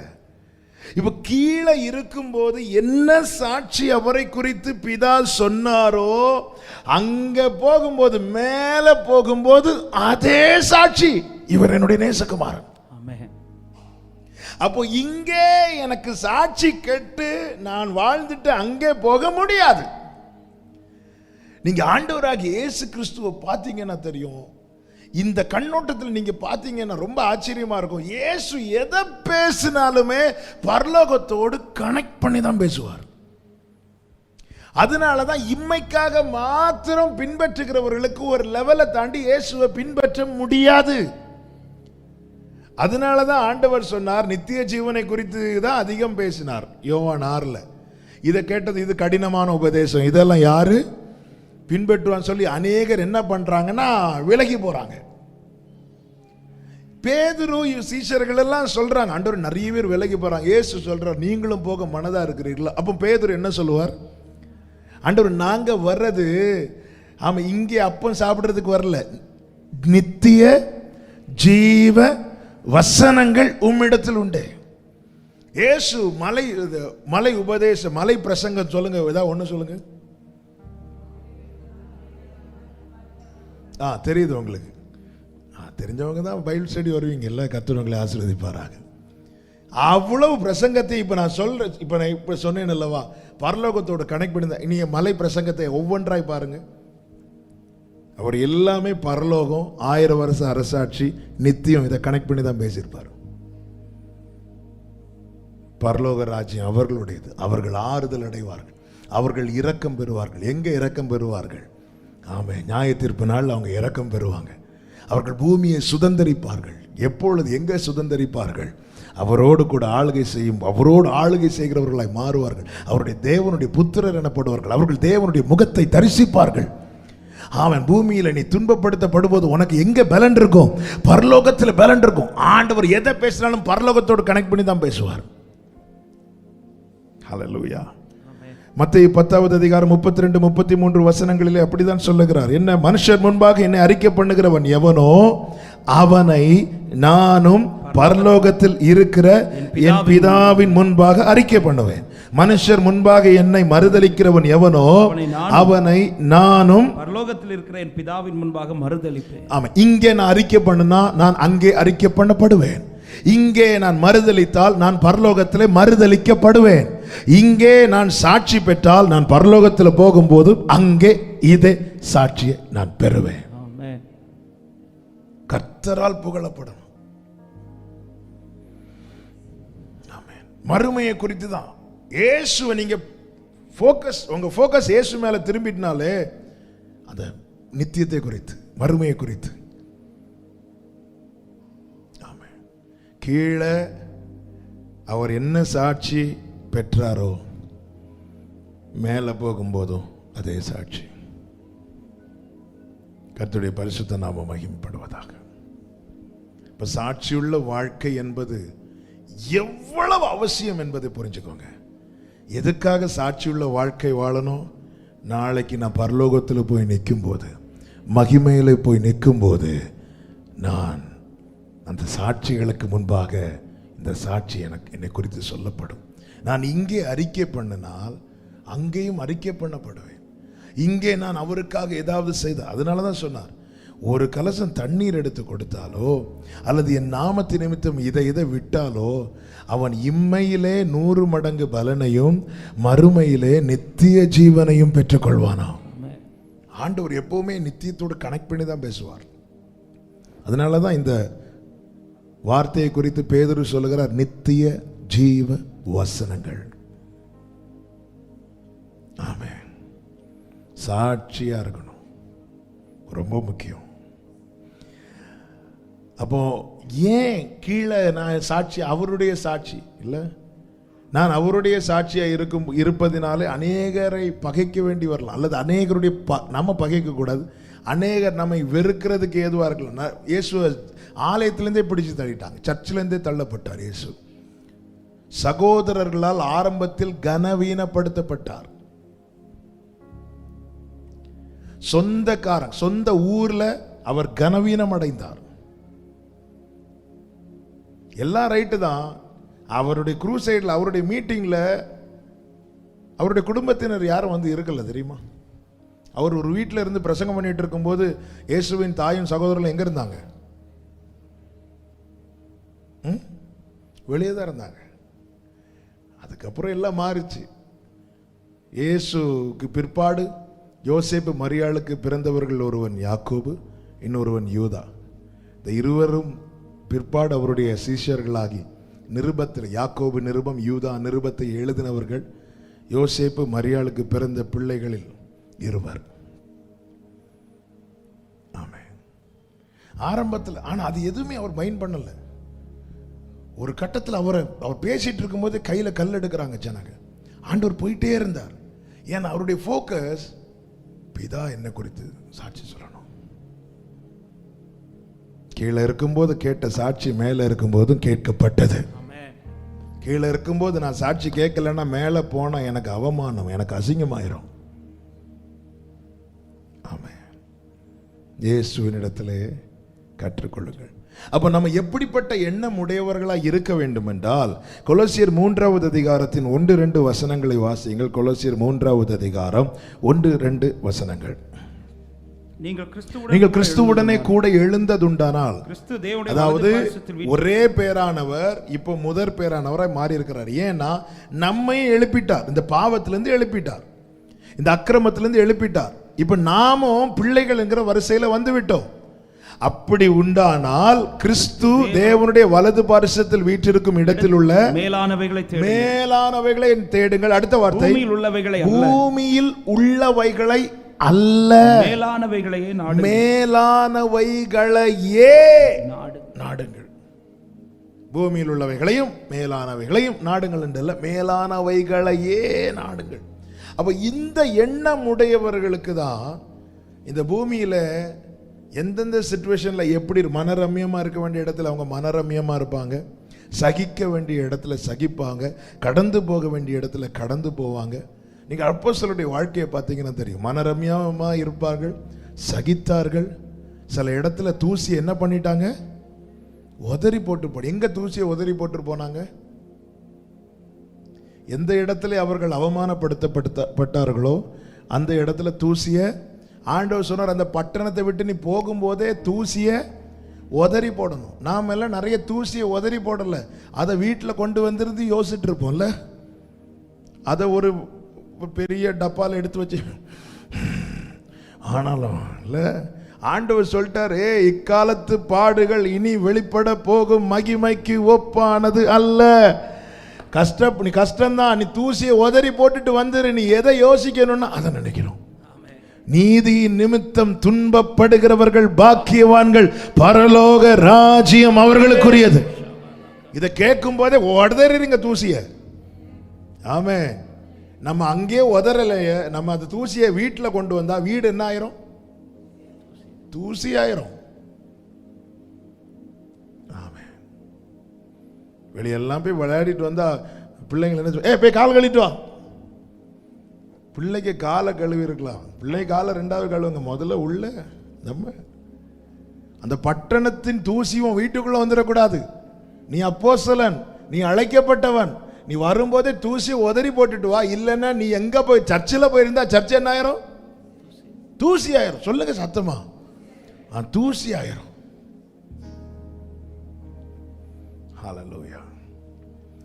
நம்ம செய்தி மாறுது, அப்படி வசனங்கள்லாம் ஓடுது, எடுத்து வாசிக்கலாம். நான் எழுதிட்டு வந்ததை விட்டுருவேன். ஏசாயால தானே இருக்கு வசனம். ஏசாயா 52:1 வாசிங்க.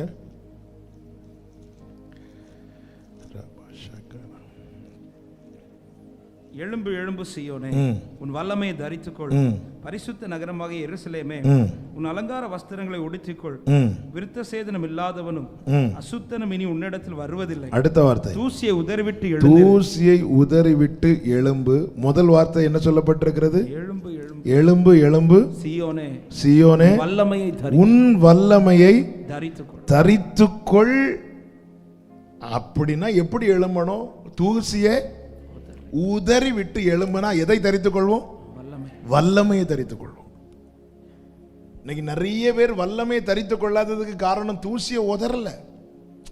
ஒரு ஒரு ஒரு இன்சிடென்ட் ஆயிட்டு, ஒரு ஒரு சூழ்நிலையில் ஒரு பிரச்சனை இப்படி நடந்துட்டு ஓகே, அது அந்த இடத்துல உதறி போட்டுட்டு வந்துட்டோம்னா நம்ம எஸ்கேப் ஆயிட்டோம்னு அர்த்தம் இல்லை. அதே தூசியோட இல்லை இதை காட்டணும். ஒயிட்ல அந்த ஆளுக்கு செருப்பு பட்டுட்டு உதறி போட அசிங்கமா இருக்கு. இதை நான் காட்டணும், இந்த செருப்பு சைஸை காட்டணும், இந்த சைஸ் இந்த ஆளு காலில் தான் இருக்கு, இது 4 பேர்கிட்ட காட்டிட்டு தான் நீ வல்லமை வாழ்க்கையில தரிக்க முடியாது.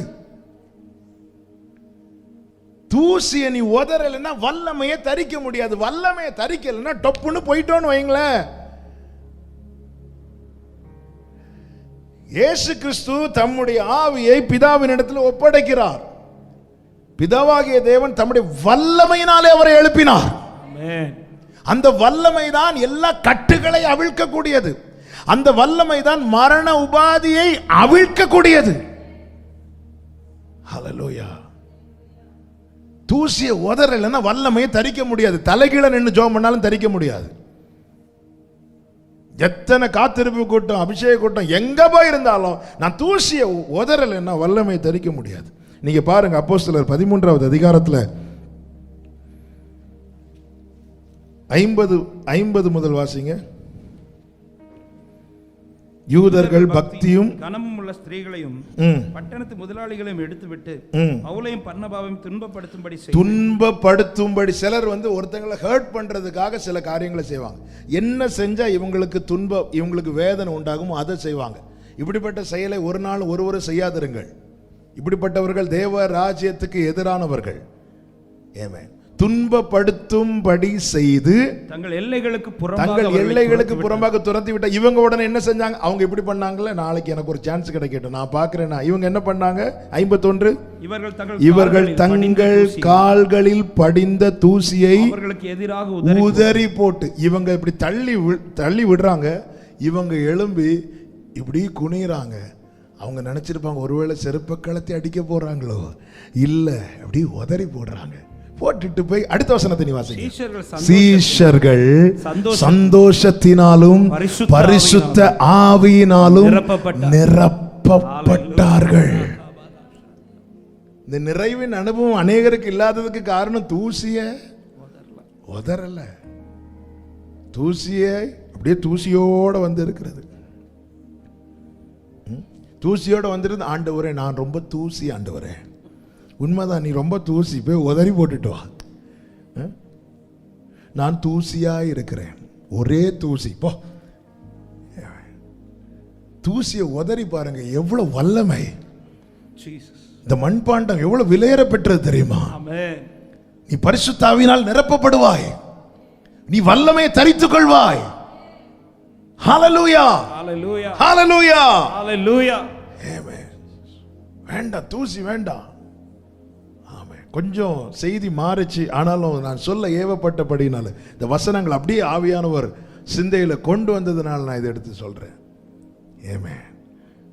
நமக்கு அறிவில்லை தேவை, நமக்கு அவர்தான் தேவை. ஆமென். ஹல்லேலூயா. ஆமென். தூசியோட எங்கேயும் போகாதீங்க. நீங்க போய் இருக்கிற இடம்லாம் தூசி ஆயிரும். ஒருத்தங்க மேல இருக்கிற கசப்புல இன்னொருத்தங்க கிட்ட போய் பேச ஆரம்பிச்சா நம்ம இருதயத்தின் நிறைவு தானே வாய் பேசும். கொஞ்ச நேரத்தில் அவங்களுக்கு அந்த தூசி இல்லை. ஒருத்தங்க சாப்பிட்டுட்டு இருக்கிறோம், நம்ம சாப்பிட்டுட்டு இருக்கிறோம், திடீர்னு ஒருத்தங்க வந்தா பிரைஸ் எல்லாம் சொல்லி கை கொடுத்தா என்ன ஆகும்? அவங்க கை ஆகுதுல்ல. இதுதான் சிலர் வேணும்னே கை கொடுப்பாங்க. மற்ற நாள்லாம் கை கொடுக்க மாட்டாங்க, சர்ச்சிலலாம் கை கொடுக்க மாட்டாங்க. கொரோனா அப்படி. பிரதர் எப்படி இருக்கீங்க?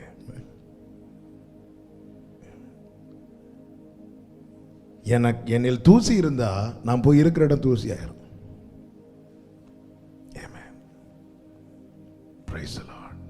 அதனால தான் ஆண்டவர் சொன்னார், நீ புறப்படும் போது தூசிய உதறி போட்டு.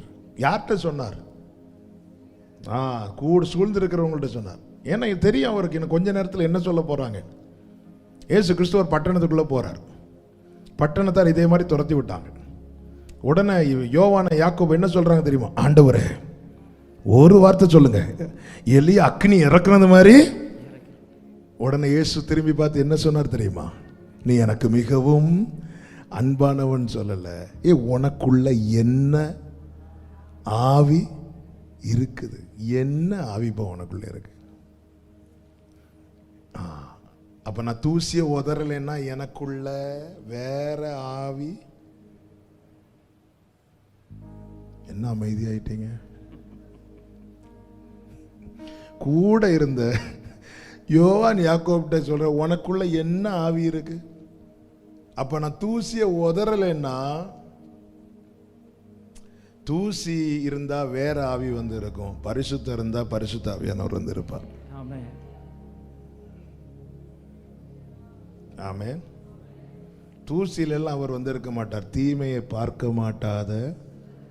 இவங்க தூசிய எப்பெல்லாம் தூசிய உதறினாங்களோ அப்பெல்லாம் தான் பரிசுத்த ஆவியால் நிரப்பப்பட்டார்கள்.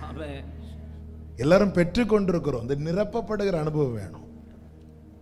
இதை பேசிட்டு இருக்கும் போதே உள்ள அப்படியே ஏங்க ஆரம்பிக்குது.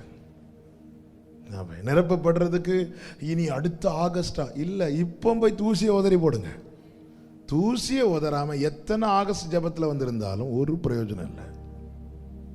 ஏமே 2021 விட்டுட்டோம், இனி தூசியை உதறிட்டு வாராங்க. தூசியை உதறிட்டு வீட்டுக்குள்ள வந்தா அங்க ஹோலி ஸ்பிரிட் நிரம்பி இருக்கிறார். ஹல்லேலூயா. தூசியை உதறணும்.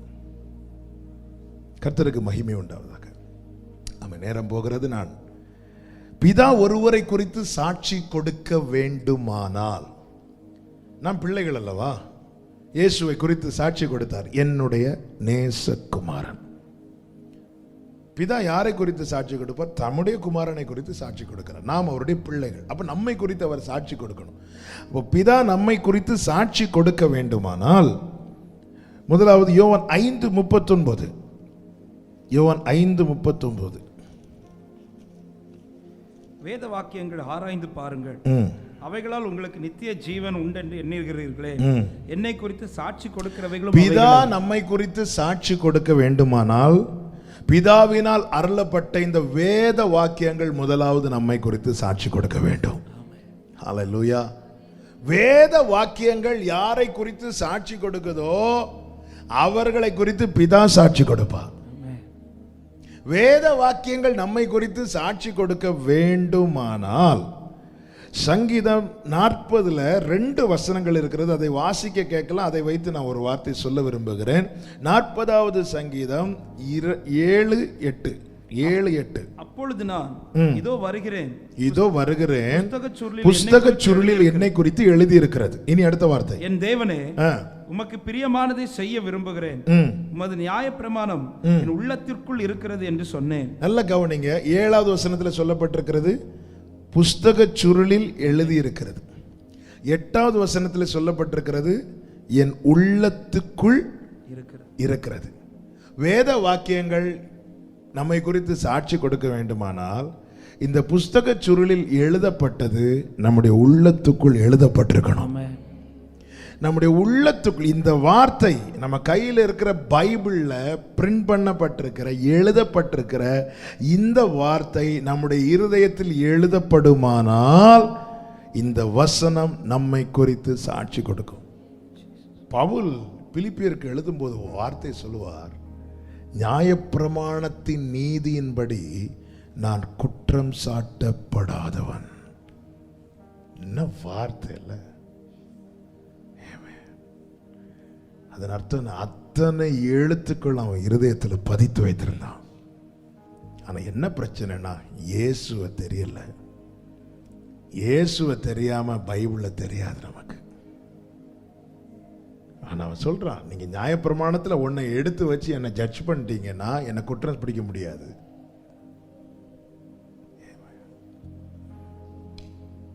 நமக்கு 1வது வசனத்திலிருந்து கடைசி வசனம் வரைக்கும் இது தப்பு, இது தப்பு. நமக்கு இருக்கிற ஒரே நம்பிக்கை இயேசு மட்டும்தான்.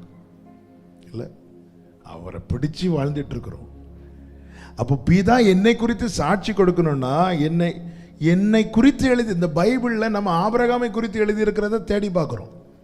இல்ல, ஒரு கொள்ளை நோய், ஒரு பிரச்சனை, அது இதுன்னு வந்துட்டுனா எல்லாருக்கும் எதுனா கொள்ளை நோயை பத்தி என்ன சொல்லி இருக்கு. அடுத்து 3வது உலகப் போருக்கு வாய்ப்பா இருக்குமோன்னு சொல்லிட்டு இப்போ ஒரு 2 நாட்டுக்கு இடையில ஒரு போர் பதட்டம் ஒன்று இருக்கிறது, உக்ரைன் ரஷ்யா கடல. உடனே 3rd வேர்ல்டு வாரை பத்தி பைபிள்ல தான் சொல்லியிருக்கா. உபத்திரவ காலம், அந்தி கிறிஸ்துவின் ஆட்சி எப்படி இருக்கும். இன்னைக்கு இதெல்லாம் தான் ட்ரெண்ட், இதெல்லாம் தான் மக்களுக்கு தேவை. என்னை குறித்து என்ன எழுதப்பட்டிருக்கிறது இதை பார்க்கறதில்ல. இயேசு கிறிஸ்து, இது கிறிஸ்துவை குறித்த தீர்க்க தரிசன வார்த்தை. புஸ்தகச் சுருளில் என்னை குறித்து எழுதியிருக்கிறது. இப்படி பார்க்கணும் பைபிள்ல. ஆண்டவரே, நான் என்ன செய்ய விரும்புகிறீர், நான் என்ன செய்ய விரும்புகிறீர். அப்போ வேத எழுத்துக்கள் என்னை குறித்து சாட்சி கொடுக்க வேண்டும் என்கிற ஏக்கமுடையவங்க தான் பைபிளை இப்படி பார்ப்பாங்க. இன்னைக்கு என்கிட்ட என்ன சொல்ல போறீங்க, என்கிட்ட என்ன பேச போறீங்க, என்னை பத்தி ஆண்டவரே, ஆண்டவர் பேசுவார். இதை மாத்துப்பா, இதை செய்ப்பா, இப்படி இருப்பா, பேசுவார். அதுதான் இந்த பைபிள் இன்னைக்கு நமக்கு ஏற்ற தோழனா இருக்க காரணம் என்ன தெரியுமா? என் இருதயத்தோடு நெருக்கம் உள்ளது போல பேசும் இந்த வசனம். பைபிள் மாதிரி பெஸ்ட் ஃப்ரெண்ட் கிடையாது. ஹல்லேலூயா, ஹல்லேலூயா. ஆமென். வழியில யாரும் இல்லாம அடைக்கப்பட்ட கதவுல நீங்க கண்ணீரோடு பைபிளை ஓபன் பண்ணி பாருங்க, ஒரு ஏற்ற துணை பக்கத்துல இருந்து பேசுறது போல பைபிள் பேசும். எத்தனை பேர் இந்த கிதியோன் இன்டர்நேஷனல் அந்த டீம்லாம் வந்து சொல்ற சாட்சிகள்ல ஒரு சாட்சி கடந்த ஆண்டு அதுக்கு முந்தின ஆண்டோ தெரியல, ஆமாம், ஹோட்டல்ஸ்ல எல்லாம் பைபிளில் வச்சிருப்பாங்க. நியூ டெஸ்டமெண்ட் பெர்மிஷன் கொடுக்குற ஹோட்டல் எல்லாம் ஒவ்வொரு ரூமில் வச்சிருப்பாங்க. இங்கிலீஷ் வச்சிருப்பாங்க, தமிழ் வச்சிருப்பாங்க. ஒரு வாலிபன் வாழ்க்கை வெறுத்து தற்கொலை செய்ய வேண்டும் என ஒரு ஹோட்டலில் புக் பண்ணி ரூம் புக் பண்ணிட்டு ஹோட்டல் கதவை சாத்துறான். சாத்திட்டு சூசைட் பண்ணலாம் அதுக்குள்ள செட்டப்லாம் பண்ணி வச்சுட்டு இருக்கும்போது தான் இந்த பைபிள் கண்ணுக்கு படுது. எடுத்து வாசித்தான். எடுத்து என்ன பேச்சு வாசித்தான்னு தெரில, வாசித்தா அவ்வளோதான், அவன் ஊழியக்காரனை மாறிட்டான். ஹல்லேலூயா. ஏன் இதில் உள்ள எழுத்துக்களை பார்த்ததும் பிசாசால தாங்க முடியல தெரியுமா? ஏமே இதுக்கு வல்லமை அவ்வளவு பெருசு. ஹல்லேலூயா, ஹல்லேலூயா. அதனால அந்த வேதத்தை எப்படியாவது அழிக்கணும்னு நினைச்ச கூட்டம்லாம் அழிஞ்சிச்சு. ஆமாம், இங்கிலாண்டில் எந்த இடத்துல பைபிள் டிரான்ஸ்லேட் பண்ணது நிமித்தமாக ஆமென் அதற்கு காரணமாக இருந்தவர்களை உயிரோடு எரிக்க கட்டளை பிறப்பிக்கப்பட்டதோ அதே இடத்துல இன்னைக்கு பைபிள் அச்சிடப்படுகிறது. அதே இடத்துல, அதே வீட்டில் இந்த பைபிளோடு மோதி யாரும் இதுவரை நின்னது கிடையாது. காரணம், வார்த்தையோடு மோதுகிறவன் இயேசுவோடு மோதுகிறான். அவர் இதுவரை தோற்காதவர். ஆமென். அதனால தான் பைபிளை ஒருத்தன் நேசிச்சுட்டான்னா அவனுக்கு மிகுந்த சமாதானம் உண்டு. ஹல்லேலூயா. வேத வாக்கியங்களின்படி. ஏன்னா ஆண்டவர் சொன்னார், நான் சொல்லிய வசனங்கள் நாளைக்கு உங்களை நியாயம் தீர்க்கும் அப்படின்னு. நான் சொல்லிய வார்த்தைகளை உங்களை நியாயம் தீர்க்கும். அப்போ எந்த ஒரு வேத இயேசு கிறிஸ்துவின் வாழ்க்கையை பார்த்தீங்கன்னா வேத வாக்கியம் நிறைவேறும்படி இப்படி நடந்துச்சு, நிறைவேறும்படி. அப்போ அப்படிதான் நம்முடைய வாழ்க்கையில நம்முடைய கிரியைகள் இருக்கணும். நான் ஒரு காரியத்தை செய்யும் போது அந்த காரியத்தை ஒரு வசனத்தை வைத்து, ஏன்னா பிசாசானவன் வசனத்தை எடுத்துட்டு தான் வருவான். சோதிக்கிறதுக்கே வசனத்தை எடுத்துட்டு வரானா நாளைக்கு நியாயம் தீர்ப்பு நாள்ல வந்து எப்படி நிற்பான்? பிரதான ஆசாரியன் பக்கத்தில் வந்து நின்றுட்டான்ல. எதற்காக கர்த்தர் வார்த்தைகளை தருகிறார்? எதற்காக ஆலோசனைகளை தருகிறார்? எதற்காக போதனைகளை தருகிறார்? ஆண்டவர் சொன்னார், என் நுகம் ரொம்ப லெகுவானதுப்பா, நீ என்னிடத்தில் அன்பு கூர்ந்தாயானால் என் கட்டளைகளை கை கொள்ளுவாய். அன்பு கூறுகிறவர்களுக்கு இது பாரம் கிடையாது. கர்த்தருடைய வார்த்தை எனக்கு பாரமா இருக்கிறதுனால நான் அன்பில் தாழ்ச்சியா இருக்கிறேன். அன்பு கூறுறதுல நான் ரொம்ப தாழ்ச்சியா இருக்கிறேன். அப்ப அங்கதான் பிரச்சனை இருக்கு. 1 யோவான் 5:3 வாசிங்க. 1 யோவான் 5:3. நாம் தேவனுடைய கற்பனைகளை கைக்கொள்வது, நாம் தேவனுடைய கற்பனைகளை கைக்கொள்வதே அவரிடத்தில் அன்பு கூறுவதாம். அவருடைய கற்பனைகள் பாரமானவைகள் அல்ல. ஒரே லைன்ல சொல்லணும்னா கர்த்தருடைய கற்பனைகள் பாரமானவைகள் அல்ல. யாருக்கு? அன்பு கூறுகிறவர்களுக்கு. அன்பு கூறுகிறவர்களுக்கு இந்த வேதம் சுமை அல்ல, சுகம். அன்பு கூறாதவர்களுக்கு இது சுகம் அல்ல, சுமை.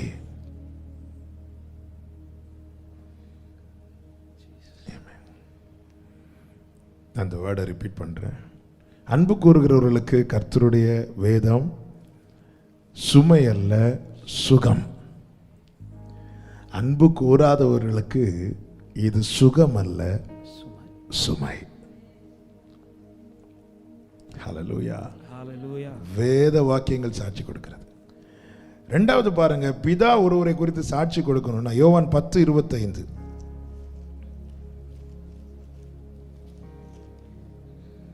இயேசு அவர்களுக்கு பிரதியுத்தரமாக, அதை உங்களுக்கு சொன்னேன், நீங்கள் விசுவாசிக்கவில்லை. என் பிதாவின் நாமத்தினாலே நான் செய்கிற கிரியைகளே என்னை குறித்து சாட்சி. கிரியைகள் சாட்சி கொடுக்கணும். கிரியைகள் சாட்சி கொடுக்கணும். ஏன்னா ஆண்டவராக இயேசு கிறிஸ்து என்ன சொன்னார்? நான் இனி வரப்போகிறேன், வரும்போது எதற்கான பலனை கொடுக்க வரப்போகிறேன்? கிரியைகளுக்கு தக்க. அப்ப கிரியைகளுக்கு தக்க பலன் கொடுக்கும் போது நம்முடைய கிரியைகள் சாட்சி கொடுக்கணும். நம்முடைய கிரியைகளும் நம்மோடு கூட போகுமா? பரிசுத்தவான்கள் மரிக்கும் போது அவர்களுடைய கிரியைகளும் அவர்களோடு கூட போகுது. கிரியைகள் சாட்சி கொடுக்கணும். என்ன செய்யறோங்கிறது ரொம்ப கவனமா இருக்கணும். எதை செஞ்சிட்டு இருக்கிறோம்? மூன்றாவது பாருங்கள், யோவான் 19:35.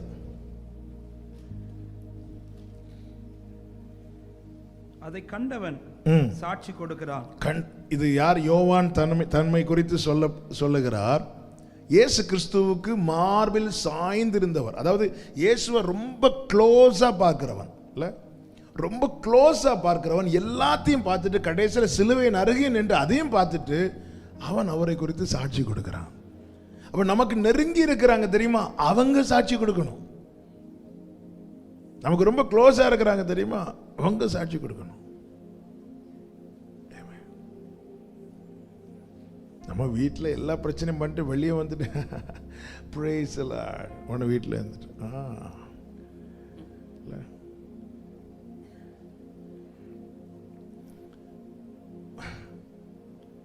ஒருத்தர் மரித்து இருக்கிறார்.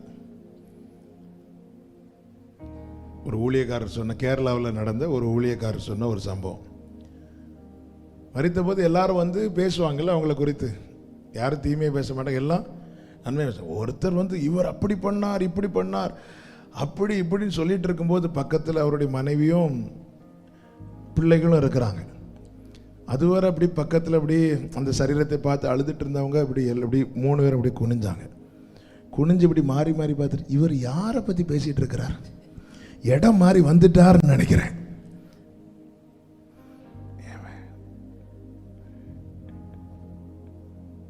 இயேசுவின் மார்பில் சாய்ந்திருந்தவன் சொல்றான், நான் கொடுக்கிறேன் சாட்சி.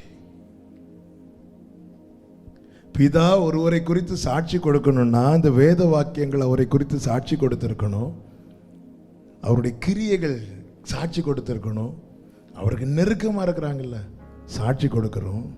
அது மாத்திரமல்ல, லூக்கா 4:22 சொல்லப்பட்டிருக்கிறது, கர்த்தருக்கு மகிமை உண்டாவதாக. லூக்கா 4:22, எல்லாரும் அவருக்கு நற்சாட்சி கொடுத்து, ஹல்லேலூயா, நற்சாட்சி கொடுத்து பார்க்கிறவங்க. ஆமென். ஏன் சிஸ்டர் அங்க இருந்து நீங்க வீடு மாறினீங்க? அங்க சரியில்லை. என்ன சரியில்லை? அங்க போய் கேட்டாலும் தெரியும் இவங்க சரியில்லை.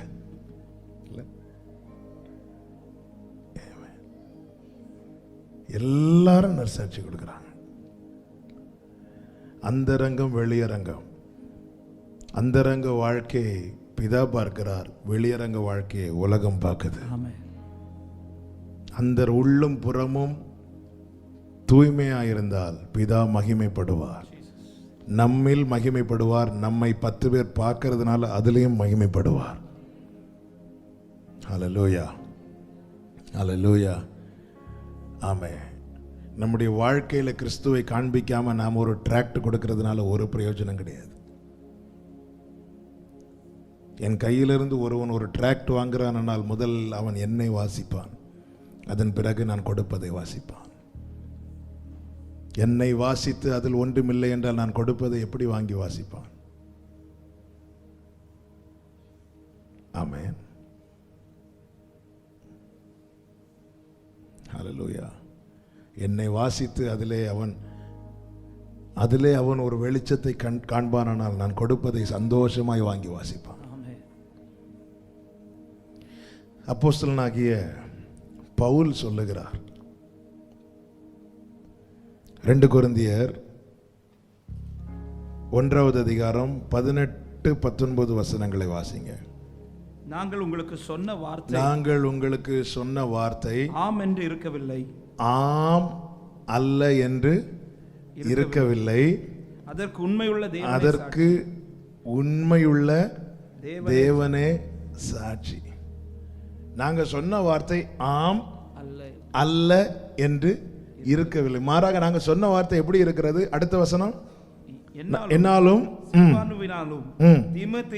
உங்களுக்குள்ள பிரசங்கிக்கப்பட்ட தேவகுமாரனாக இயேசு கிறிஸ்துவும் ஆம் என்றும் அல்ல என்றும் இராமல் ஆம் என்றே இருக்கிறார். அப்ப எதுக்கு சொல்றேன்னா, நாங்க உங்கள்கிட்ட பேசுறோமே அது ஆம் அல்ல என்று அல்ல, அது ஆம் என்றே இருக்கிறது. ஆமென். அது அர்த்தம் என்ன? வார்த்தையில உண்மை. இதற்கு யார் சாட்சி? தேவனே. ஆ? உண்மையுள்ள தேவன். உண்மையுள்ள தேவன், தேவனே சாட்சி, வார்த்தையில் உண்மை. அந்த சாரி பார்த்து விதவை வீட்டில் எலியா போவார். அங்கே அந்த அவளுடைய மகன் மரித்து போவான். அவ வந்து சொல்றா, அவன் பையன் மரித்து விட்டான். உடனே எலியா சொல்வார், இல்லப்பா உயிரோடு தான் இருக்கிறான். எலியா போய் ஜெபம் பண்ணுவார், உயிரோடு எழும்பிடுவான்.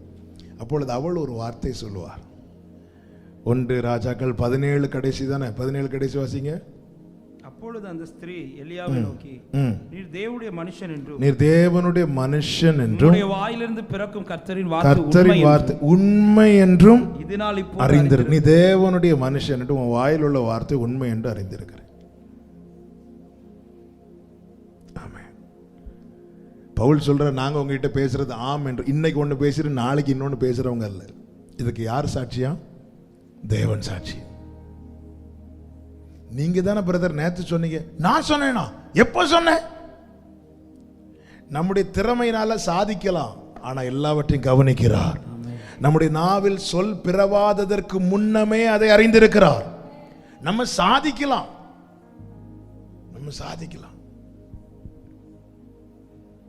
கடந்த நாள் ஒரு சகோதரர் சொன்னார், ஒரு மீட்டிங்ல அவரை இருத்தி வச்சுட்டு அவரை ஒருத்தர் அறிமுகப்படுத்துறாராம். அறிமுகப்படுத்தும் போது இவங்களெல்லாம் தான் இப்படி அப்படி சொல்லிட்டு நாங்கள் இப்படி 1990 இப்படி பேசிட்டு இருக்கும்போது அவர் பார்க்காரு, என்ன இப்படி ஒரு சம்பவம் நடந்தது மாதிரியே தெரியலையேன்னு பேசிட்டு இருக்கும்போது டப்புன்னு இவர் இப்படி திரும்பிட்டு, அப்படி தானே பிரதர் அப்படின்னு கேட்டோன்னு அவருக்கு இப்போ என்ன சொல்லன்னு தெரியல, இப்படி திரும்பி கேட்ட, ஆமா ஆமா ஆமா.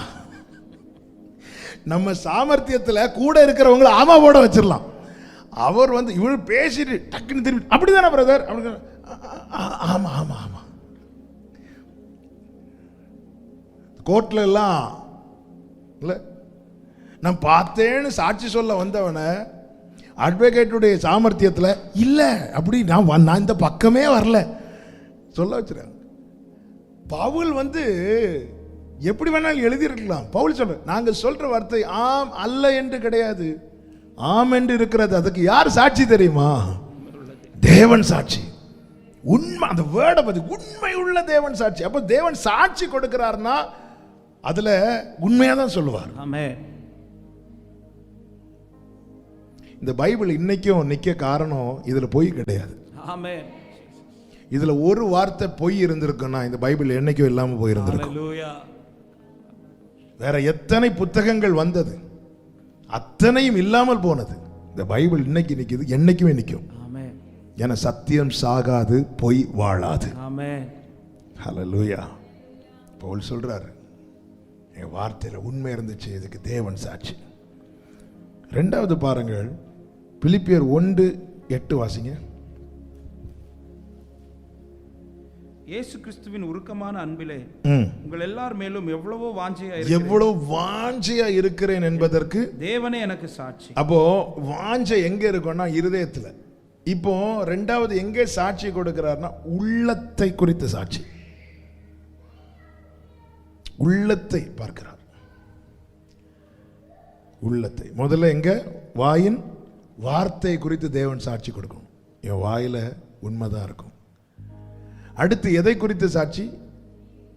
உள்ளத்தை குறித்து. உருக்கமான, உங்க மேல வாஞ்சியா இருக்கிறேன். சில சொல்லுவாங்க தெரியுமா, உங்களை இப்போதான் நினைச்சேன் இல்ல. நமக்கு சிலர் கூப்பிடும்போது நான் உங்களை கூப்பிடணும்னு நினைச்சு போனை எடுக்கிறதுக்குள்ள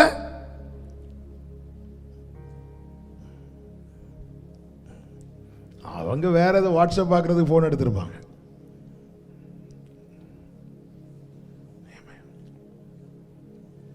இவர் சொல்றாரு, உங்களை பார்க்கணும்னு நான் எவ்வளவு வாஞ்சியா இருக்கிறேன் என்பதற்கு தேவனே சாட்சி. அப்ப தேவன் எதை பார்க்கிறார்? மனுஷன் முகத்தை பார்க்கிறான், கர்த்தரோ இருதயத்தை பார்க்கிறார். பாருங்க, ஆபிரகாம் நிறைய காரியம் ஆண்டவருக்காக செய்தார். வீடை விடுங்கிறார், வீடை விடுறான். தேசத்தை விடுங்கிறார், தேசத்தை விடுறான், புறப்பட்டு வரான். ஈசாக்க எனக்கு பலி செலுத்துக்கு ரெடி. இவ்வளோ அப்போ ஆபிரகாம் வெளிப்படையே நிறைய காரியத்தை செய்தும் கர்த்தர் எதை பார்த்து அவனை பிளஸ் பண்ணார்னா, நெகேமியா 9வது அதிகாரம் அதனுடைய 8வது வசனத்தில் சொல்லப்பட்டிருக்கிறது. நெகேமியா 9:8. அவன் இருதயத்தை அதுக்கு முந்தின வசனம் படிச்சீங்கன்னா தெரியும், ஆபிரகாமை குறித்து சொல்லப்பட்டிருக்கிறது. அவன் இருதயத்தை உமக்கு முன்பாக உண்மையுள்ளதாக கண்டு. அதன் அர்த்தம் என்ன? ஆபிரகாம் ஒவ்வொன்றாய் கர்த்தருக்கு செய்யும் போது கர்த்தர் அவன் இருதயத்தை பார்க்கிறான். இவன் உண்மையா தான் செய்யறானா, வேற வழி இல்லாம செய்யறானா? ஆமென். கர்த்தருடைய வார்த்தைக்கு வேற வழி இல்லாம கீழ்ப்படிந்த ஒரு நபரை பைபிள்ல இருந்து சொல்லுங்க பார்க்கலாம். நான் இப்படி பைபிள் ஸ்டடி தானே ஒரு கேள்வி கேட்கிறேன். க்ளூ தாரேன் பழைய ஏற்பாடு. அடுத்த க்ளூ தாரேன் ஒரு ஸ்திரீ. பொதுவாக ஸ்திரீகள் தானே வழி இல்லாமல் செய்வாங்க இல்லை. அடுத்த க்ளூ தாரேன் யாத்திராகமம்.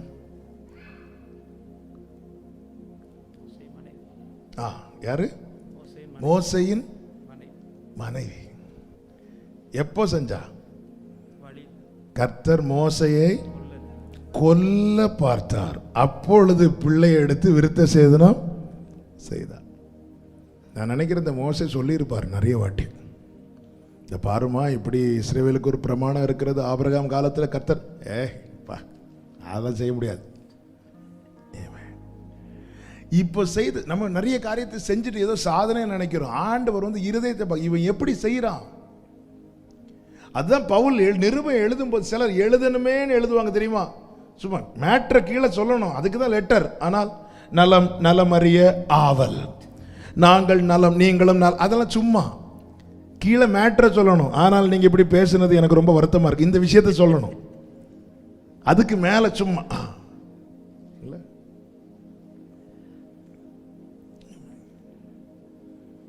இப்போ இந்த வாட்ஸ்அப் இந்த இதில் வந்தனால அந்த இதெல்லாம் இப்போ மறந்தாச்சு. ஆண்டவர் வந்து இருதயத்தை பார்ப்பார். இப்ப பாருங்க, இஸ்ரவேலர்கள் பைபிள் சொல்லுது எல்லாரும் ஒரே மேகத்துக்கு கீழே இருந்தாங்க. அந்த மேகத்துக்கு கீழே மோசே இருந்தார், ஆரோன் இருந்தாங்க, மிரியாம் இருந்தாங்க, காலேப் யோசுவா இருந்தாங்க. அந்த கூட்டத்தில் எல்லாரும் தான் இருந்தாங்க. அப்ப எல்லாரும் வனாந்திரத்தில் நடக்கிறாங்க, எல்லாரும் மேகத்துக்குள்ள நடக்கிறாங்க. ஆனா யோசுவாவும் காலேபும் உண்மையா உத்தமமா பின்பற்றும் போது மற்றவங்க வேற வழி இல்லாம, அப்ப தேவன் சாட்சி கொடுக்கணும், இவன் செய்யறது உண்மையா செய்யறான். அமத்சியாவை குறித்து தான் நினைக்கிறேன். 2 நாளாகமும் 25:1-2 வசனங்களை வாசிங்க. டைம் ஆகுது, நான் 2 வசனங்களை கூட சொல்லி முடிக்கிறேன். 2 நாளாக 25:1-2 வசனம். அமத்சியாவை குறித்து சொல்லப்பட்ட 2வது வசனத்தை வாசிங்க. அவன் கர்த்தரின் பார்வைக்கு செம்மையானதை செய்கிறான், ஆனாலும் முழு மனதோட அப்படி செய்யவில்லை. அப்பா என்ன ஊழியர்னா என்ன மாதிரி பண்றாங்க, எல்லாம் கரெக்ட் தான். அப்ப நம்மளை கேட்டா அமத்சியாவுக்கு 100 மார்க், ஆண்டவர்கிட்ட கேட்டா இல்லப்பா முழு வேற வழி இல்லாம செய்யறான். உள்ள வார்த்தை குறித்து தேவன் சாட்சி கொடுக்கணும். நம்முடைய உள்ளத்தை குறித்து இவன் ஒண்ணு செய்யறானா உண்மையா செய்யறான், மனப்பூர்வமா செய்யறான். அதனாலதான் ஆண்டவர் சொல்லுவார், மோசே கிட்ட சொல்லுவார், நீ காணிக்க கேளு, சும்மா காணிக்க கொண்டு வான்னு அப்படியே ஒரு 4 வசனங்களை எடுத்து பேசி ஜனங்களை அப்படியெல்லாம் கேட்காத. ஒரு கொடுக்க மனசு இருந்தா உற்சாகமா கொடுக்க, யாருக்கு மனசு இருக்கோ அவன் கொடுங்க.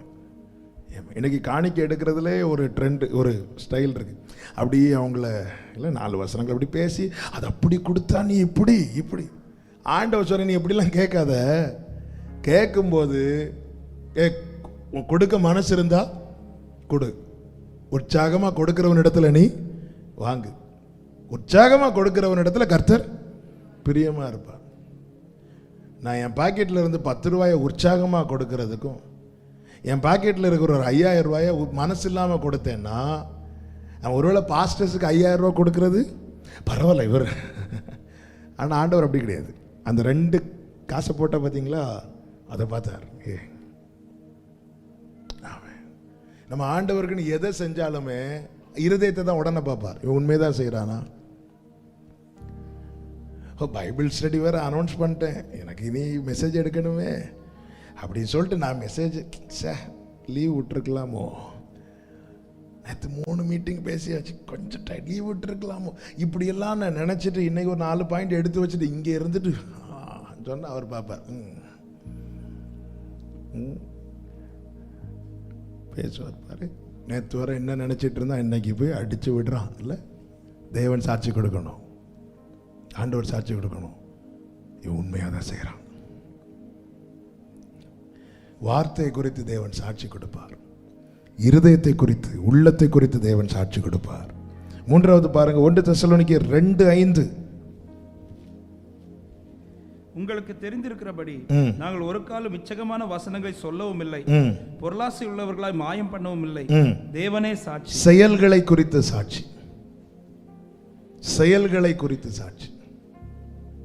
இவன் இதை எப்படி செய்யறான்? ஆமென். வார்த்தையை குறித்து, உள்ளத்தை குறித்து, செயல்களை குறித்து. பிலதெல்பியா சபைக்கு சொன்னார் அல்லவா, உனக்கு கொஞ்சம் பலன் இருந்தும் நீ என் நாமத்தை மறுதலியாமல் என் வசனங்களை கை அங்க சாட்சி கொடுக்கிறார். பாத்தீங்களா? செயல்களை குறித்து தேவனே சாட்சி. ஆமென். அடுத்து பாருங்க, 1 தெசலோனிக்கேயர் 2:10. விசுவாசிகளாகிய உங்களுக்குள்ளே நாங்கள் எவ்வளவு பரிசுத்தமும் நீதியும் பிழையின்மையுமாய் நடந்தோம் என்பதற்கு நீங்களும் சாட்சி, தேவனும் சாட்சி. தேவன் வாழ்க்கையை குறித்து சாட்சி கொடுக்கிறார். ஆமென். நான் எதற்காக இயேசு கிறிஸ்துவை குறித்து சொல்லிவிட்டு பவுலை எடுத்து காண்பித்தேன் என்றால், கிறிஸ்துவில் வெளிப்பட்டது அப்போஸ்தலர்கள் தங்கள் வாழ்க்கையில் அதை பிரதிபலித்தார்கள். அப்போ அது இயேசு கிறிஸ்து, அவருக்கு தான் அப்படி இருக்க முடியும், நமக்கெல்லாம் இருக்க முடியுமா என்பதற்கு தான் பவுலை எடுத்து வைத்தது. இயேசு இந்த பூமியில இறங்கி வந்ததே நம்ம எப்படி வாழணும்னு காட்டிட்டு போறது. நம்ம கண்ணாடி முன்னாடி நின்று நம்மளை கரெக்ட் பண்றோம்ல, இயேசுக்கு முன்னாடி உங்க வாழ்க்கையை வைத்து பாருங்கள், ஈஸியா கரெக்ட் பண்ண முடியும். கண்ணாடி முன்னாடி எதுக்கு நிக்கிறோம்? இன்னொரு ஆளை பார்க்கறதுக்கா? இன்னொரு ஆளை பார்க்க கண்ணாடி போடுறோம் இல்லை, நம்ம பார்க்கறது தெரியக்கூடாது. ஆனால் நம்மளை பார்க்கறதுக்கு நம்ம கண்ணாடியை முன்னாடி வைக்கிறோம். இதுதான் வசனம். இந்த வசனம் கண்ணாடி. நம்ம கண்ணாடி முன்னாடி நின்றுட்டு கொஞ்ச நேரம் அப்படி நின்னா முடியெல்லாம் அப்படி அந்த சைடு வந்துருமா? அங்கே ஸ்தோத்திரம், க்ளோரி. இப்பொழுது இந்த வலது பக்கத்தில் இருக்கிற முடி இடது பக்கம் ஒரு கண்ணாடி முன்னாடி நின்று அது காட்டி தரேன், தப்பா இருக்கு ஒழுங்கா.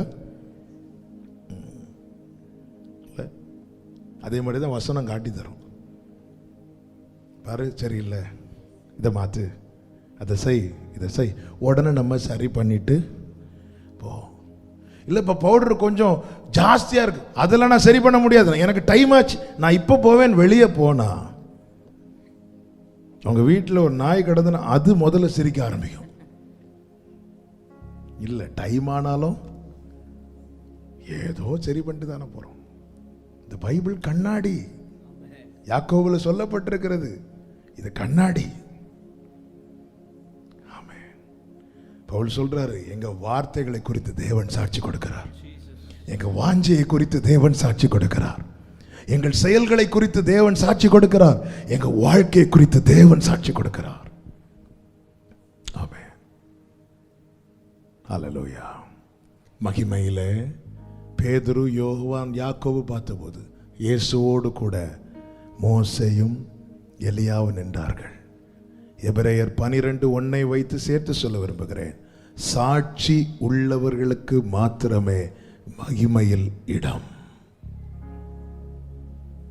மேகம் போன்ற இத்தனை திரளான சாட்சிகள் சூழ்ந்திருக்க சாட்சி உள்ளவர்களுக்கு மாத்திரமே மகிமையில் இடம்.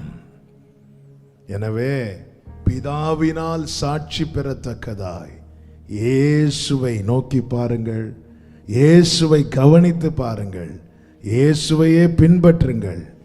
அந்த அடிச்சுவடல நாம நடந்து போயிட்டு இருந்தா நாமும் அந்த சாட்சியை பெறுவோம். கர்த்தர் அப்படியே நம்மை நடத்துவாராக. எல்லாரும் கண்களை மூடி ஒரு 2 நிமிடங்கள் நம்மை தலைகளை தாழ்த்தி, ஆமென், ஹல்லேலூயா.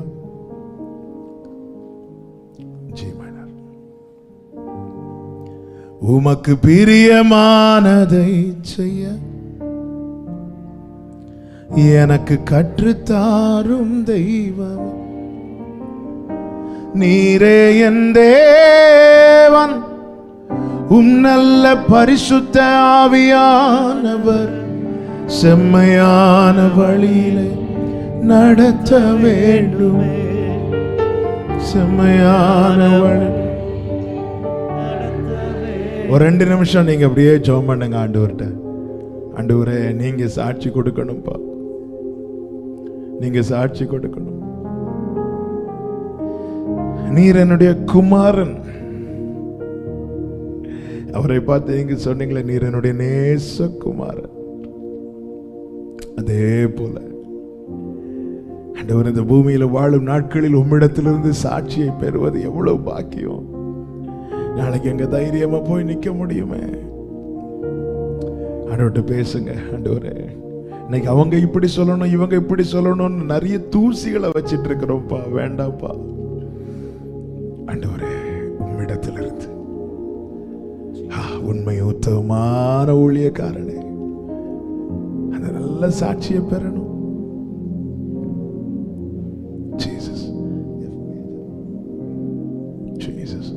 அப்படி 2 கைகளை வானத்துக்கு நேராய் உயர்த்தி, வானம் திறக்கணும், தெய்வம் பேசணும். வானம் திறக்கணும், தெய்வம் பேசணும். நேச மகன் என்று நித்தம் சொல்லணும். நேச மகன் என்று ஒரு விஷயம் கூட. ஓ, வானம் திறக்கணும், தெய்வம் பேசணும். வானம். ஆண்டவரே, இதுதான் என் வாஞ்ச, இதுதான் என் ஆசை. நேச மகன்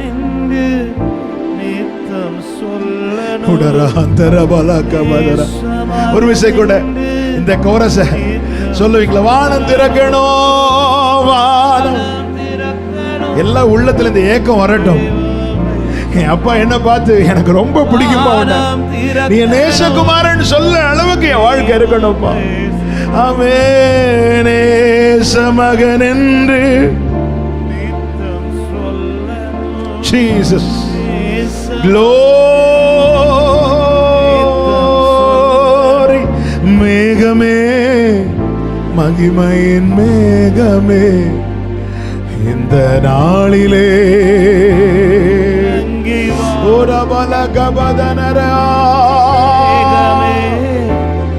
ஹல்லேலூயா, ஹல்லேலூயா, ஹல்லேலூயா.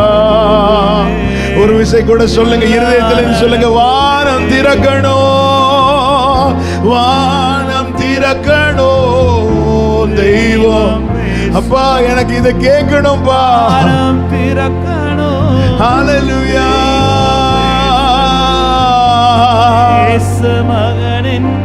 ஹல்லேலூயா, ஹல்லேலூயா. வாழ்க்கை பயணத்திலே, வாழ்க்கை பயணத்திலே முன் சென்ற மேகமே, வாழ்க்கை பயணத்திலே ஹல்லேலூயா. நடக்கும் பாதை தானை நாள்தோறும் காட்டுமே, நடக்கும் பாதை தானை. ஹல்லேலூயா. மேகமே, மகிமையின் மேகமே, இந்த நாள்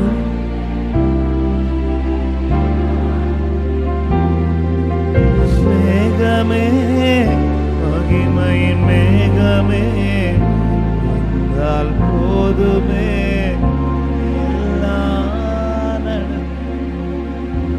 ஆமென்.